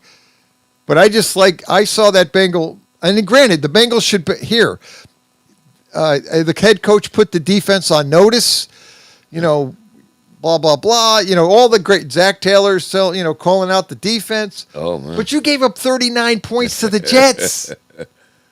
And then you make Justin Fields look really good and give him the ammunition, and you make the owner of the Jets look like an idiot. Yeah. Which isn't so hard to do, but the whole point of it is I look at the Bengals and I just see, again. Yeah, another problem for the Bears. This is bothering me. But I like Bungai, the other running back. But Swift is out. Yeah. He's out for this game. And he's been a big part of their running game. They have been good lately, running the football. In Cincinnati, that defense is horrible, stopping the run. They can't stop the run. So, I mean, Mungai, if he can have a big game, I can see them beating him. But Willie, he might not be as explosive as Swift, and Swift has made big play after big play. That's what making me this game makes me nervous. A lot of nervous stuff on each side. Yeah, 2 and a hook. Yeah. I'm thinking about taking them. I'm gonna try them. I'm gonna try the Bengals. All right, I Bengals tried. lay the yeah, two. I'm not gonna have you No, wait the home till team. later. Let's go to the next one. Vikings. The Vikings are at the Lions. This is 9.5. I'm taking the Lions. Me too. That one's I mean, I don't think I'm taking what's his name? JJ. I mean, I think he was healthy enough to play, but I think they were trying to hold him out as long as possible. But if you look at what he's done this year, he's played one quarter. Yeah, well, they got to get him in there. Got to play. You got to get him in. You don't. I'm gonna go with Dion's words. You don't learn anything. No, he's right. On the sideline, he's 100% get in there right. and play. So get him in there. We're gonna see what happens. The next one is the Panthers are at the Packers. This is a lot of wood. 13.5. And I don't think the Packers do good against the spread. I don't like it. That's a lot of wood. 13.5. 13 and a hook to the Panthers. Yeah. Even though you're going up there in Lambeau, right? Yeah, Lambeau Field. That's a good one. The Packers are 3-4 against the spread. And that's 13. I don't know. I'm taking the. But the Panthers lost last week 40-9 against the Bills at home. Yeah, no, that was just a complete domination. The Packers looked like. I don't understand how they was playing that bad. They played bad last week, and they've been a pretty decent football team. And they're 4-4. Yeah, that was just, a bad game. And they just played horrendous. But the Packers. Or the only thing I hate about the Packers, and Jordan Love will do it to you. He'll come out one game, look great, and then the next game it'd be like, what the hell happened? Like he could turn where it's all of a sudden like he's throwing. He just like you're shaking your head, going, he has a tendency to be inconsistent. But 13.5 points. I'm gonna take Carolina. Packers have a tendency to play down sometimes. Not like I said, I go with Marshawn Lynch. There is no bad teams. It's just bad management of players and teams. I'm just going to do that. I'm going to go. I'm taking the Packers and lay the wood because I think that they should handle that, but they're not that good against the spread. That's a lot. It said the Green Bay Packers have a record 3-7 against the spread in their last 10 games. So they don't do good against the spread. I don't know if any, but yeah, and that's a lot of a change to put down. Yeah. Let's move on to the Bolts or San Diego. Yeah, they're going to be San The Diego. LA, we still call them the San Diego Chargers. Coming off a big win against the Vikings last Thursday night, 37-10. And the Titans just got absolutely boat raced at Indianapolis, 38-14 last week. They were never in the game. But here it is. The Titans are getting 9.5 at home. I'm still taking the Chargers. Me too. Until I see them, I just got to take the Chargers. No, I like the Bolts. Yeah. I know. I'm sorry. The challenge you have is these bad teams are just bad. but you don't know if they can play enough. Can they play well enough to cover? Because they or the they spread. can do it sometimes. And they will occasionally. Like the Panthers could cover the spread against the Packers, but I just don't like them on the road. In Green Bay. Yeah, that's a problem. That's what I said. Lambeau is a problem. Lambeau's a hard place to play, and I just don't have a lot of faith. The Panthers, to me, have gotten some wins, but they're not a very good team. Let's go to the Falcons at the Patriots, 5.5. Falcons are getting 5.5 at New England. Okay, I don't know what to say for them. Well, right now, I know what I'm saying. I'm taking the Patriots because, Atlanta. What happened last week? Kirk Cousins, and it was just terrible. I didn't even get to see how he played, so I'm not going to say Kirk Cousins. I didn't want. His team just wasn't into it. Penix is supposed to be back. Penix is back. And I don't know if they just play better with Penix now as the guy. But they played the Dolphins and lost 34-10. Yeah. How do you lose 34-10 to the Miami Dolphins? So I don't know. I saw, and they were home. Yeah. I don't know. This might be the best thing they did is get on the road. You said they get 5 and a hook? They're getting 5 and a hook. I'm taking the Patriots because the Patriots won last week 32-13 against the Browns. They're flying. I think Vrabel's got them going in their and they are playing at a different level. They might be, I think they could rival Kansas City potentially. Right now, Kansas City Chiefs are favored to win the AFC as of now if he were to bet. Yeah, I can see the that. favorite to win the AFC is the Kansas City Chiefs, even though they are, 4-3? Yep, something like that. Yeah. I'm going to go on the limb. 5-3. I'm going on the limb. I mean, what's... You got to take Falcons? Yeah, because right. It's been a disaster this year picking anyway, so let me just try something crazy. All right. Years and one. The 49ers at the Giants. The Giants lost 38-20 last week, and the referees took 2 touchdowns away from the Giants. I'm not saying the Giants win the game. I'm just saying that if the Eagles don't get the 2 touchdowns that the let's call it for what it is. The referees gave the Eagles 2 touchdowns. They had that fumble at the tush where he fumbled the ball. Mm-hmm. And then they said something about, he wasn't down. When he fumbled the ball, he was not down. When Hurts fumbled the ball, he was not down. And then I forget what the referees, how they ruled it and spun it, where the Eagles kept the ball. But he fumbled the ball. It was a clear fumble. Yeah. And Thibodeau recovered it. And I watched the game. I was like going, that's a fumble. Mm-hmm. Because Jalen Hurts did the old, what is it called? What am I having? Tush push. Thank you. He fumbles the ball because he's moving as he's getting the first. And what they said, a whistle, an inverted whistle? Or either what? It was a possession, like a down, or they made some line. And I was going. That's the only thing I can say. And they couldn't challenge it. Because Dable's having a coronary on the sideline, which he should have. Unless they called a whistle. If it's a whistle, you can't challenge it.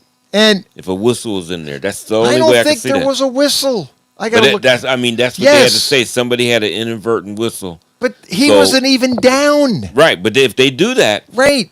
What game was I watching? This happened. Not just them. Who was it that picked up a ball and started running the other way, and they stopped in the middle of the return? It would have been a fumble pickup, and it would have been he would have ran it all the way back. Who was it? NFL game too. I watched this past week, but they blew the whistle. He wasn't down at all. But if they said whistle went up, you can't challenge that or nothing because the whistle was blown. That's the only way that happened. They can't just say, "Hey, he was down." Our idea is he was already down. No whistle, he can challenge it. But if there's an inadvertent whistle, which can happen, which is bad, I think they need to work on that too, because if you got an inadvertent, you anticipate something. You anticipate they're going to fumble, so you blow the whistle, and they didn't fumble. Oh, okay. This is it. They ruled his forward progress had been stopped, Mhm. and they couldn't review it. Therefore, there was no fumble. They said his progress, and it was not stopped. When you watch the play, you could see Hurts if he's is still moving. He's able to move forward. He It was shouldn't have moving. been stopped. Right. He was moving forward. So that's a referee. And even Dean Blandino came on. Well, that's two pros and a cup of Joe and said, "Yeah, they screwed. They made a mistake. They made a mistake. If that he was moving, right. But I didn't see that. That's why I hate that. That if they make them, because they are human. So I get that. No, I get it. But when they review it and see it, they should be able to change it. Right. Yeah, they should. And be then able they to go. do it. And then what bothers you is, well, it's not reviewable. Like you want to just say you have to be kidding me. It's not reviewable, and it's clearly a fumble. Yeah, that's what I'm saying. And he was still moving when the ball came out. They got to change that. And then when we come back from break, I'm going to talk about the offensive pass interference against Darius Slayton. That was got to be the worst call in the league. Oh my God! Anyway, Saturday morning sports page. We got to do the finish up the picks.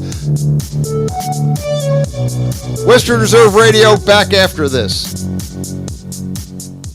Are you ready to join the legacy? This is your chance to become part of something special with the Youngstown Patricians. Honoring the proud football tradition of the Valley, we're on the lookout for talented post-high school athletes who want to make their mark on the field. Whether you're a seasoned high school athlete, college, or former professional player, develop your skills and become part of a team that values hard work, dedication, and community spirit. Don't wait. Begin your path to the gridiron by visiting youngstownpat.com or contacting us on Facebook at the Youngstown Patricians. Be bold, be legendary, join the Youngstown Patricians today.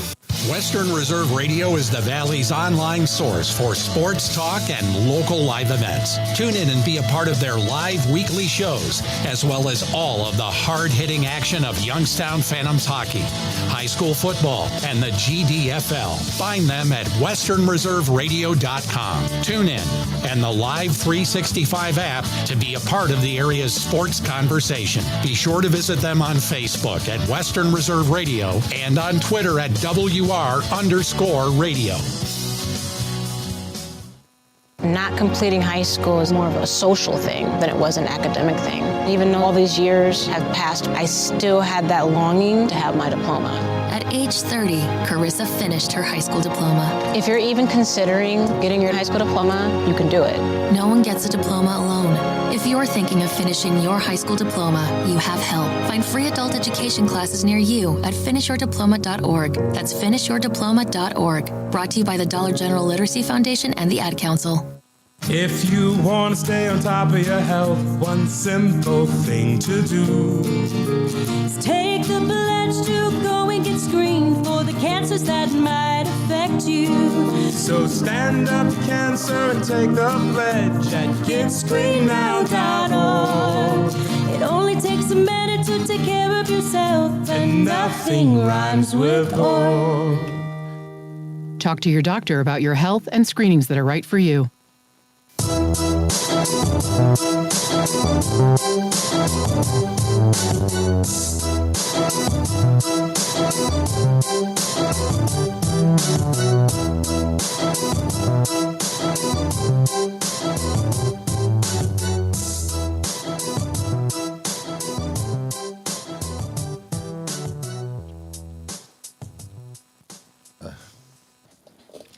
Saturday morning sports page.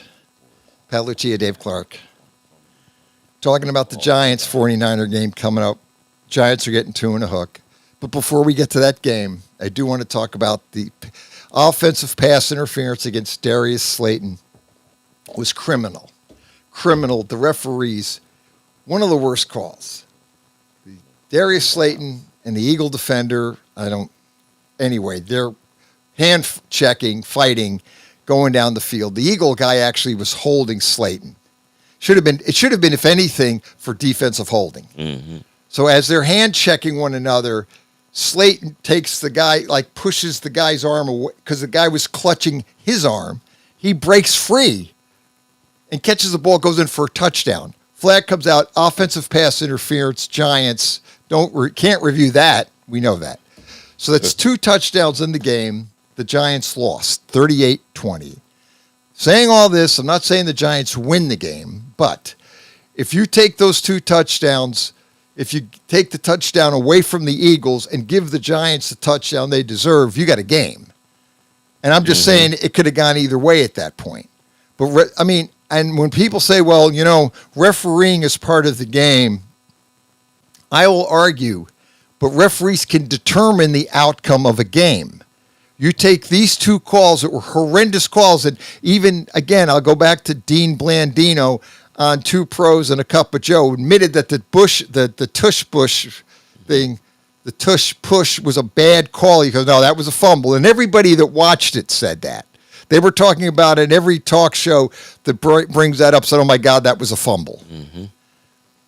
And he even said that the pass interference, he was trying to be nice about it, because he didn't want to really come out and flat out say the referees totally missed it. But he said, yeah.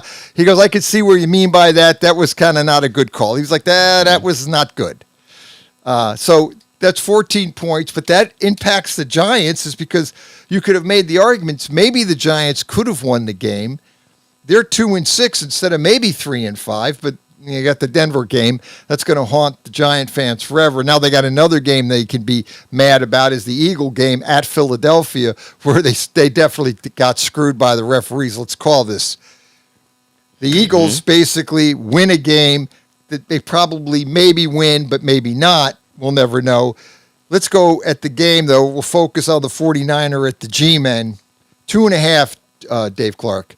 The Giants get 2.5 at home. 49ers coming across country. They lost last week against the Texans 26-15. Mac Jones is the quarterback. No Brock Purdy. I know that. He's been hurt for a long time. He's got that toe. Yeah, that toe injury's bad. That ended people's careers. That ended Jack Lambert's career. Had a lot to do with Deion leaving, getting out and then coming back. He was. That's because of that. Yeah. Then look what happened down the road. Yeah. Now. They amputated part of his foot. Yeah. I mean, that toe injury can be bad. And like I said, Lambert was never the same after that. Mm-hmm. He got that turf toe injury, and he retired right soon after that because he knew he was never the same player. It's true. But going back to this game, I don't know. What do you think? I mean, do you think... I had thought... San Fran is at home, right? No, they're on the road. They're in MetLife Stadium, and the Giants get 2 and a hook. The Giants are getting 2 and a hook at home. They're the home dog. I don't know. What's the weather going to be like? Yeah, that might be important. I think it's going to be decent tomorrow. In New York, should be. Yeah. Oh yeah, it's going to be 60 degrees. Oh, that's partly great. Cloudy. This time of year, that's fantastic. This time of year, it's not bad. That's fantastic. So, weather. I don't know. Brock Purdy, no Brock Purdy, Matt Jones. I'm gonna go. Again. I've been wrong. I took the Giants last week and lost. They were 7 and a hook. Maybe that's the other reason why I'm mad. Is because if the Giants had those 14 points, then I would have won I would have got that last week. Anyway, I digress. Anyway, that's a hard one, man. 49ers, they're coming east. They're playing outside. Well, that doesn't matter, but they're coming east at 60 degrees. It's going to be a cloudy, sunny day, so there's no weather. I like the Giants. I'm gonna go with them. I've been down on them all year. I should take the 49ers because they're probably due to bounce back after an ugly loss to the Texans. And the Giants have gotten... The Giants played okay against the Eagles. Again, I hate to keep hammering the point, but again, if they get the right calls, if the referees get it right, they have a game. Yeah, this one is a hard one. I'm thinking of taking the Giants, but I know Tracy will be back at running back. He's good, but that extra fuse of energy that Scatterboo helped bring won't be there. No. So, makes me wonder about this game. I think they're going to fire. I might be wrong. They play good with Dart. He's playing, and I like him at home. Yeah, I'll take the points, and I'll take the Giants. It's still Mac Jones, right? It's going to be the Mac Jones show. Man. And if the Giants get to him early, and they can, the Giants do have a good pass rush. Burns is good. Carter's good. And even Thibodeau, as though people are like saying, well, he's not, living up to being the fifth, what was the 8th, 7th pick in the. But I like him. Yeah, are they asking him to be the pass rusher? And he's and he's good. Yeah. And I like him. He had that fumble. He knocked on that. He's good against the run. He's good against the run too, and he knocked that ball out of Hurts's hands, and he had the fumble. He got the fumble. Yeah. He knocked it out and got the fumble. And I'm going, my God, the Giants. Because the tush push, everybody keeps saying you can't defend it, and the Giants did, and they got the ball off it, and then again, you got the referees. I don't know what to do on this one. This one's tough. I don't know. I'm just thinking they're gonna have a little let. I don't understand, but they both lost. There were two losses. Giants lost 38-20 to the Eagles, although that game is really, in my eyes, 24-20, because I'm taking those 2 touchdowns. Actually, technically, I'm taking San Fran. I think I'm just going to. You're going to take it. Okay. I'm just going to say. Really, that game should be 31-27. That's the Eagles. The Giants really lost 31-27. Colts at Steelers 3.5. The Steelers are getting. Did they change this? It was 3. Yeah, 3.5. I'm taking the Colts. I could be wrong. Where's this game in Pittsburgh? In Pittsburgh. I know it's Daniel Jones, but Jonathan Taylor. He's playing good, and Jonathan Taylor might be the best. People are talking Jonathan Taylor MVP, Dave Clark. Yeah, he's doing great. He's playing great, and the Steelers you know what? Not only do they have a bad passing defense, they have a bad rushing defense. Teams are running the ball on them. Yeah. Now maybe they bounce back, and that's what you have to play for. Yeah, that's what I'm wondering. That's what I was thinking. But I think, and the Colts are 7-1. Maybe this is the game the Colts lose because it's a road game in Pittsburgh. But I'm looking at this strictly as who's the better team here. I know the Colts are better, and I'll take my chance on the spread. But I could lose by the hook too. Oh, it's 3 and a hook. 3 and a hook. Pittsburgh could, but I tell you one thing. I could be wrong, but I think I think with that defense, they're spent. And I think it's an issue. They don't have the personnel. It's just not a problem. They have too many problems on that defense. And I saw, Love lit them up again. I've said it 100 times, but watching their defense the last 2 weeks, it's been brutal. Yeah, and I think Tomlin's got to be, I don't think he'll ever get fired by the owner, Rooney, but you got to start wondering about Tomlin is because, they spent a bunch of money on that defense and they are just they're getting beat bad. So, yeah, and I'm just wondering, Pittsburgh, they lost 2 in a row. Yeah, they lost 2 in a row. They lost to the Bengals, 33-32. They gave up 33 points to the Bengals. Yep. And then they gave up 35 points to the Packers. Mm-hmm. Yep. Yes, they have. So, you got to remember too, Dave Clark, that they actually gave up how many points? They beat the Jets, but they gave up a boatload of points to the Jets the first game of the year that they won. They gave up 32 points to the Jets.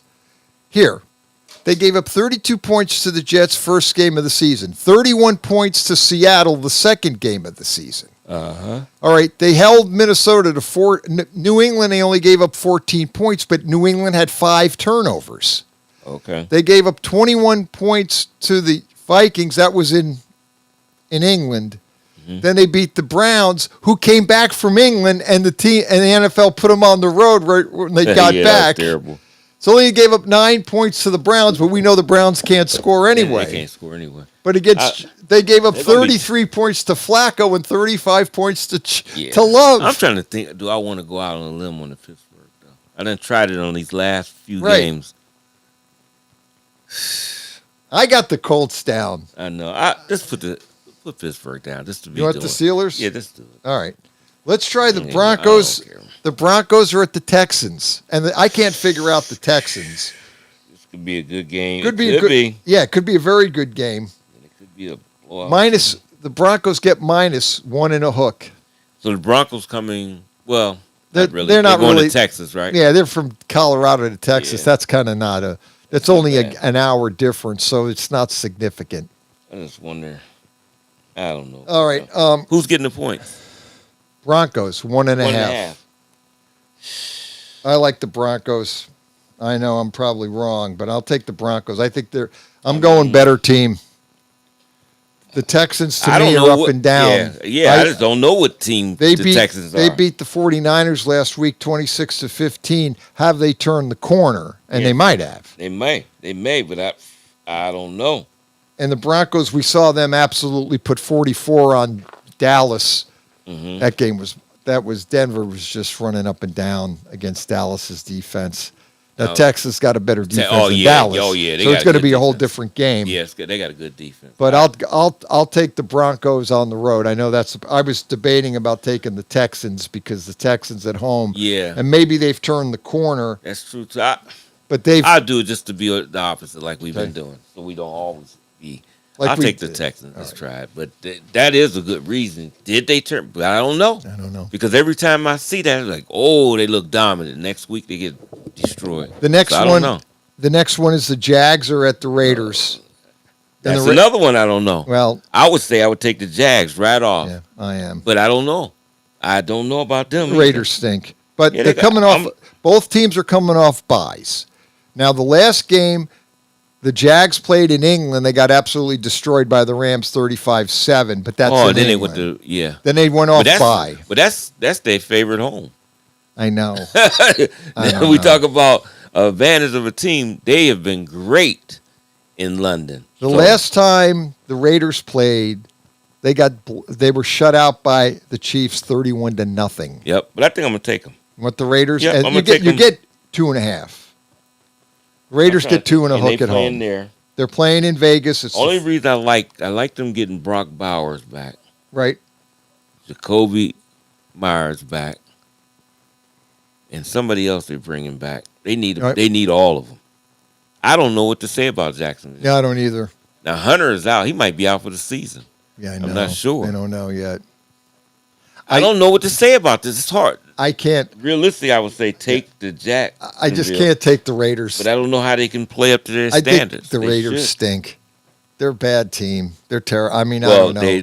They're playing organized. Because I'm going to stay with that quote by Marshawn Lynch. There's no bad. No, I agree with him. They just don't. They got some talent, but something is not right. He's 100% right.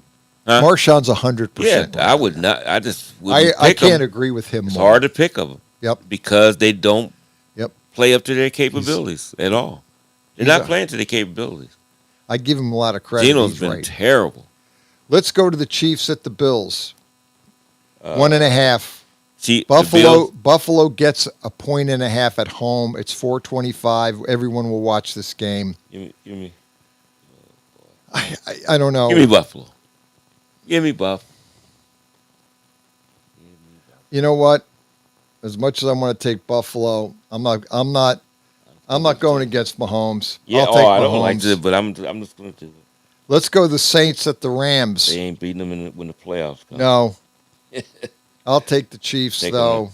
Rams, it's a lot of points in this game, right? 14.5. I don't usually like to give that kind of points, but I think Tyler Slaw is the starter.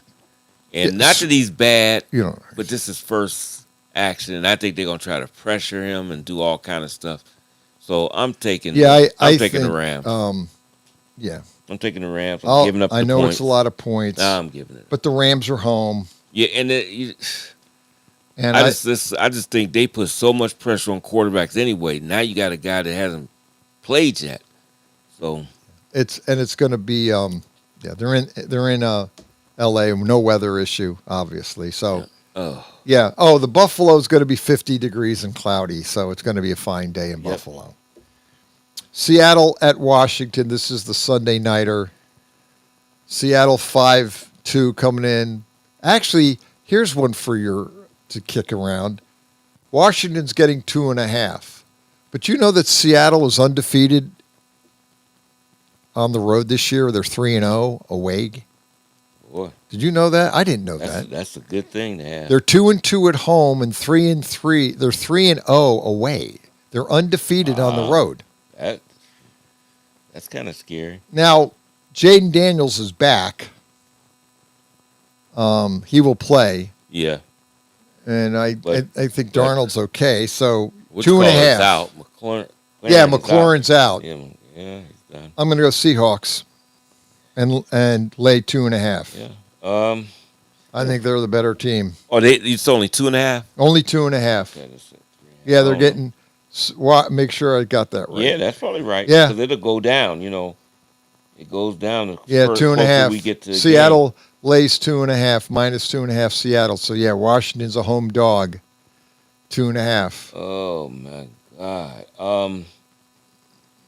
What you call been playing great, Darnold. He does. They seem more focused on the road. You almost have to take Seattle. They're 3-0 on the road. Yeah, I mean, you almost have to take them. I'd be thinking the Commanders. I'm gonna take Seattle. Yeah, I got Seahawks too. 2.5. I'll lay the 2.5. Yeah, that Washington gets 2.5. Sunday nighter. Let's go Monday night. Cardinals are at the Cowboys. Minus 3.5. It is on ABC, so we get to watch this game.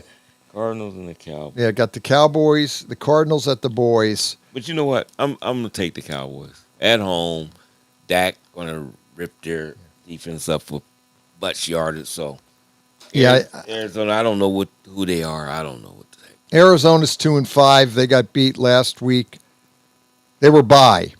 They're coming off a bye now that we saw them. They didn't get some stuff straightened. They might figure out. But the last time they played the Packers close, but lost 27-23 on 10-19.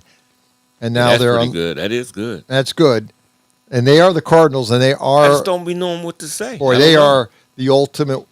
I mean, there are certain teams you just can't ever figure out. I can't figure them. They're one of them. They might win. They could blow them out. I don't know. It's just that I think Dak will have a good game against them, but they still might win. Yeah, Arizona still might win. Because here's the problem I kind of debate on this one, as much as I think it's Cowboys. But the Cowboys' defense is bad. And I have a tendency to think that can keep a team like the Cardinals in it. Yeah. But if I go back a couple games, when they were playing Washington, and we jumped on Washington, Cowboys blew them out. And I went with the premise that they shut them down. And they just outscored Washington. It was like I'll look up the score, but it was like 44. It was an ugly game. Oh, they beat them.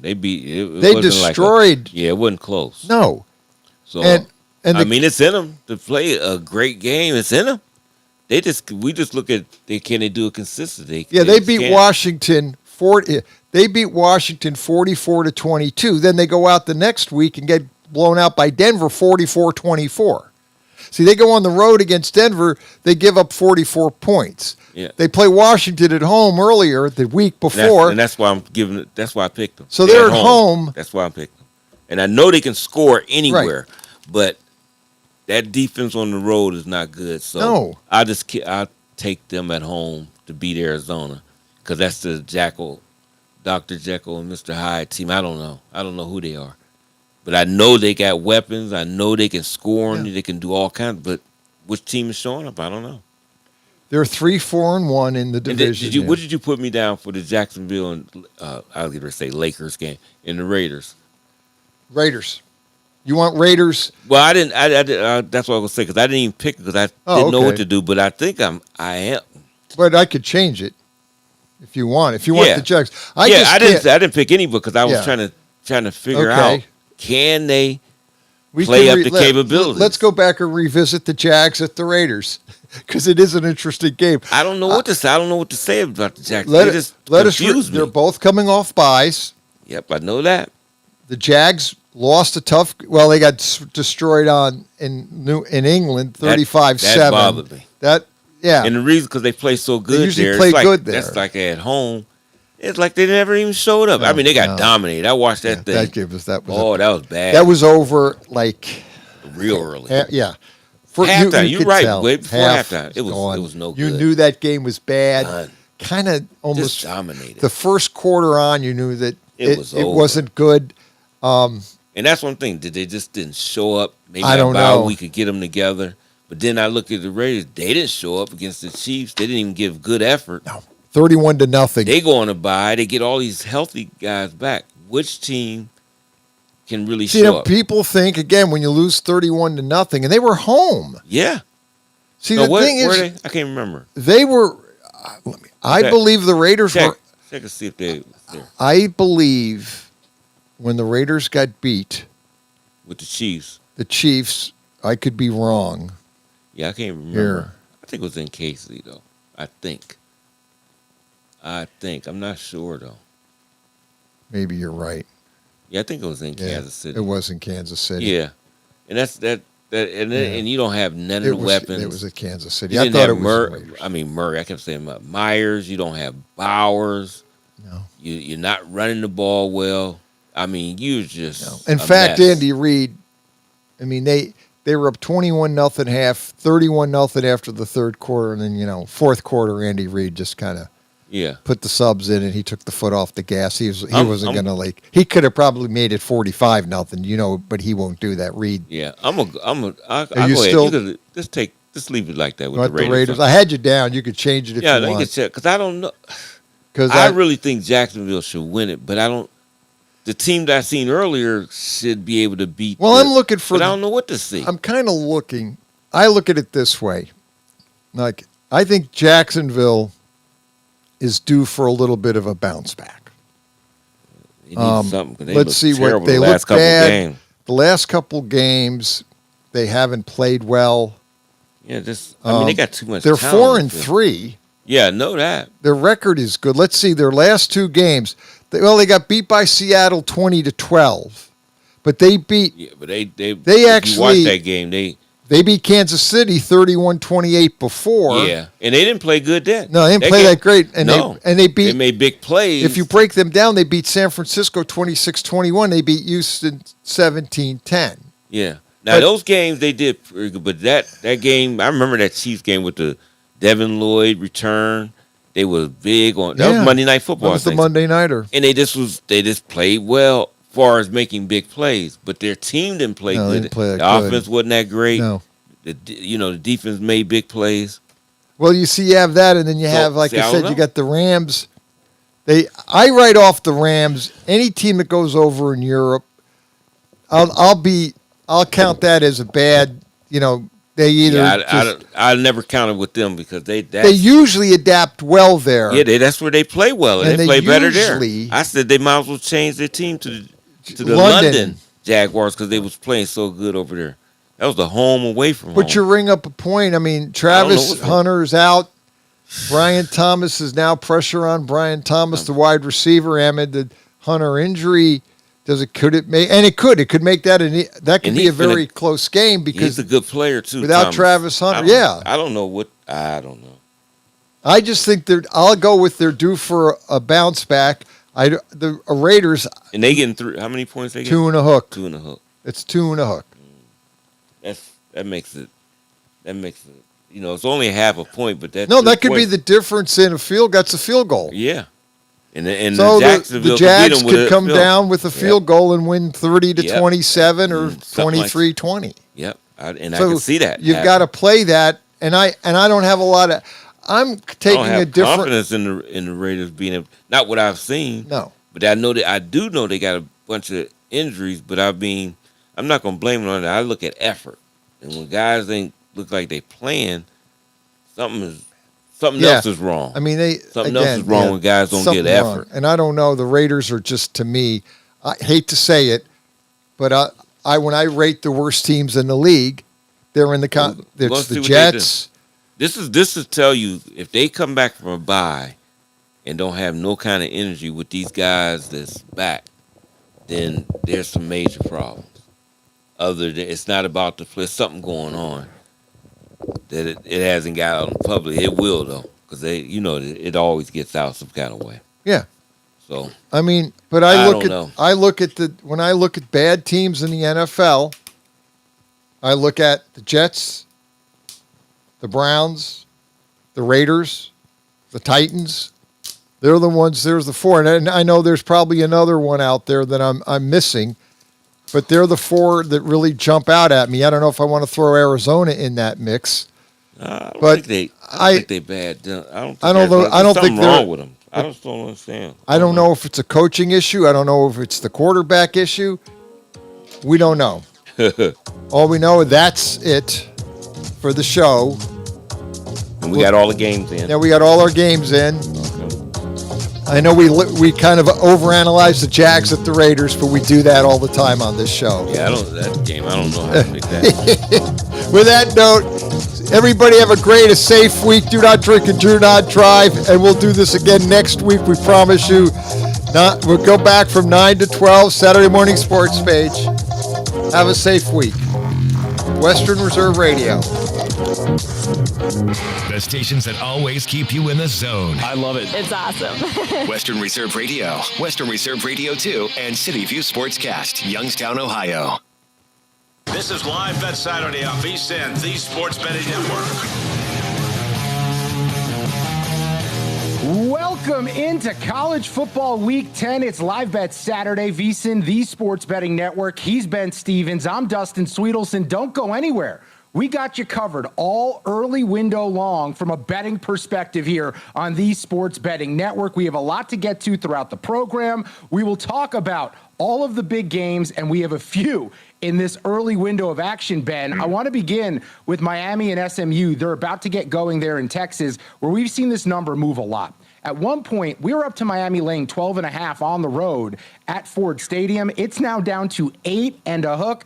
Your total sitting at 50 right now. As Rhett Lashley comes into this game, he was the hot name in rumors for Arkansas to go back home. And then a little bit ago, signed an extension. So that distraction is now out the window. SMU can focus on potentially knocking off the Hurricanes. Did you do anything with this matchup? Signed and secured. That is Rhett Lashley. The big boosters there in Dallas.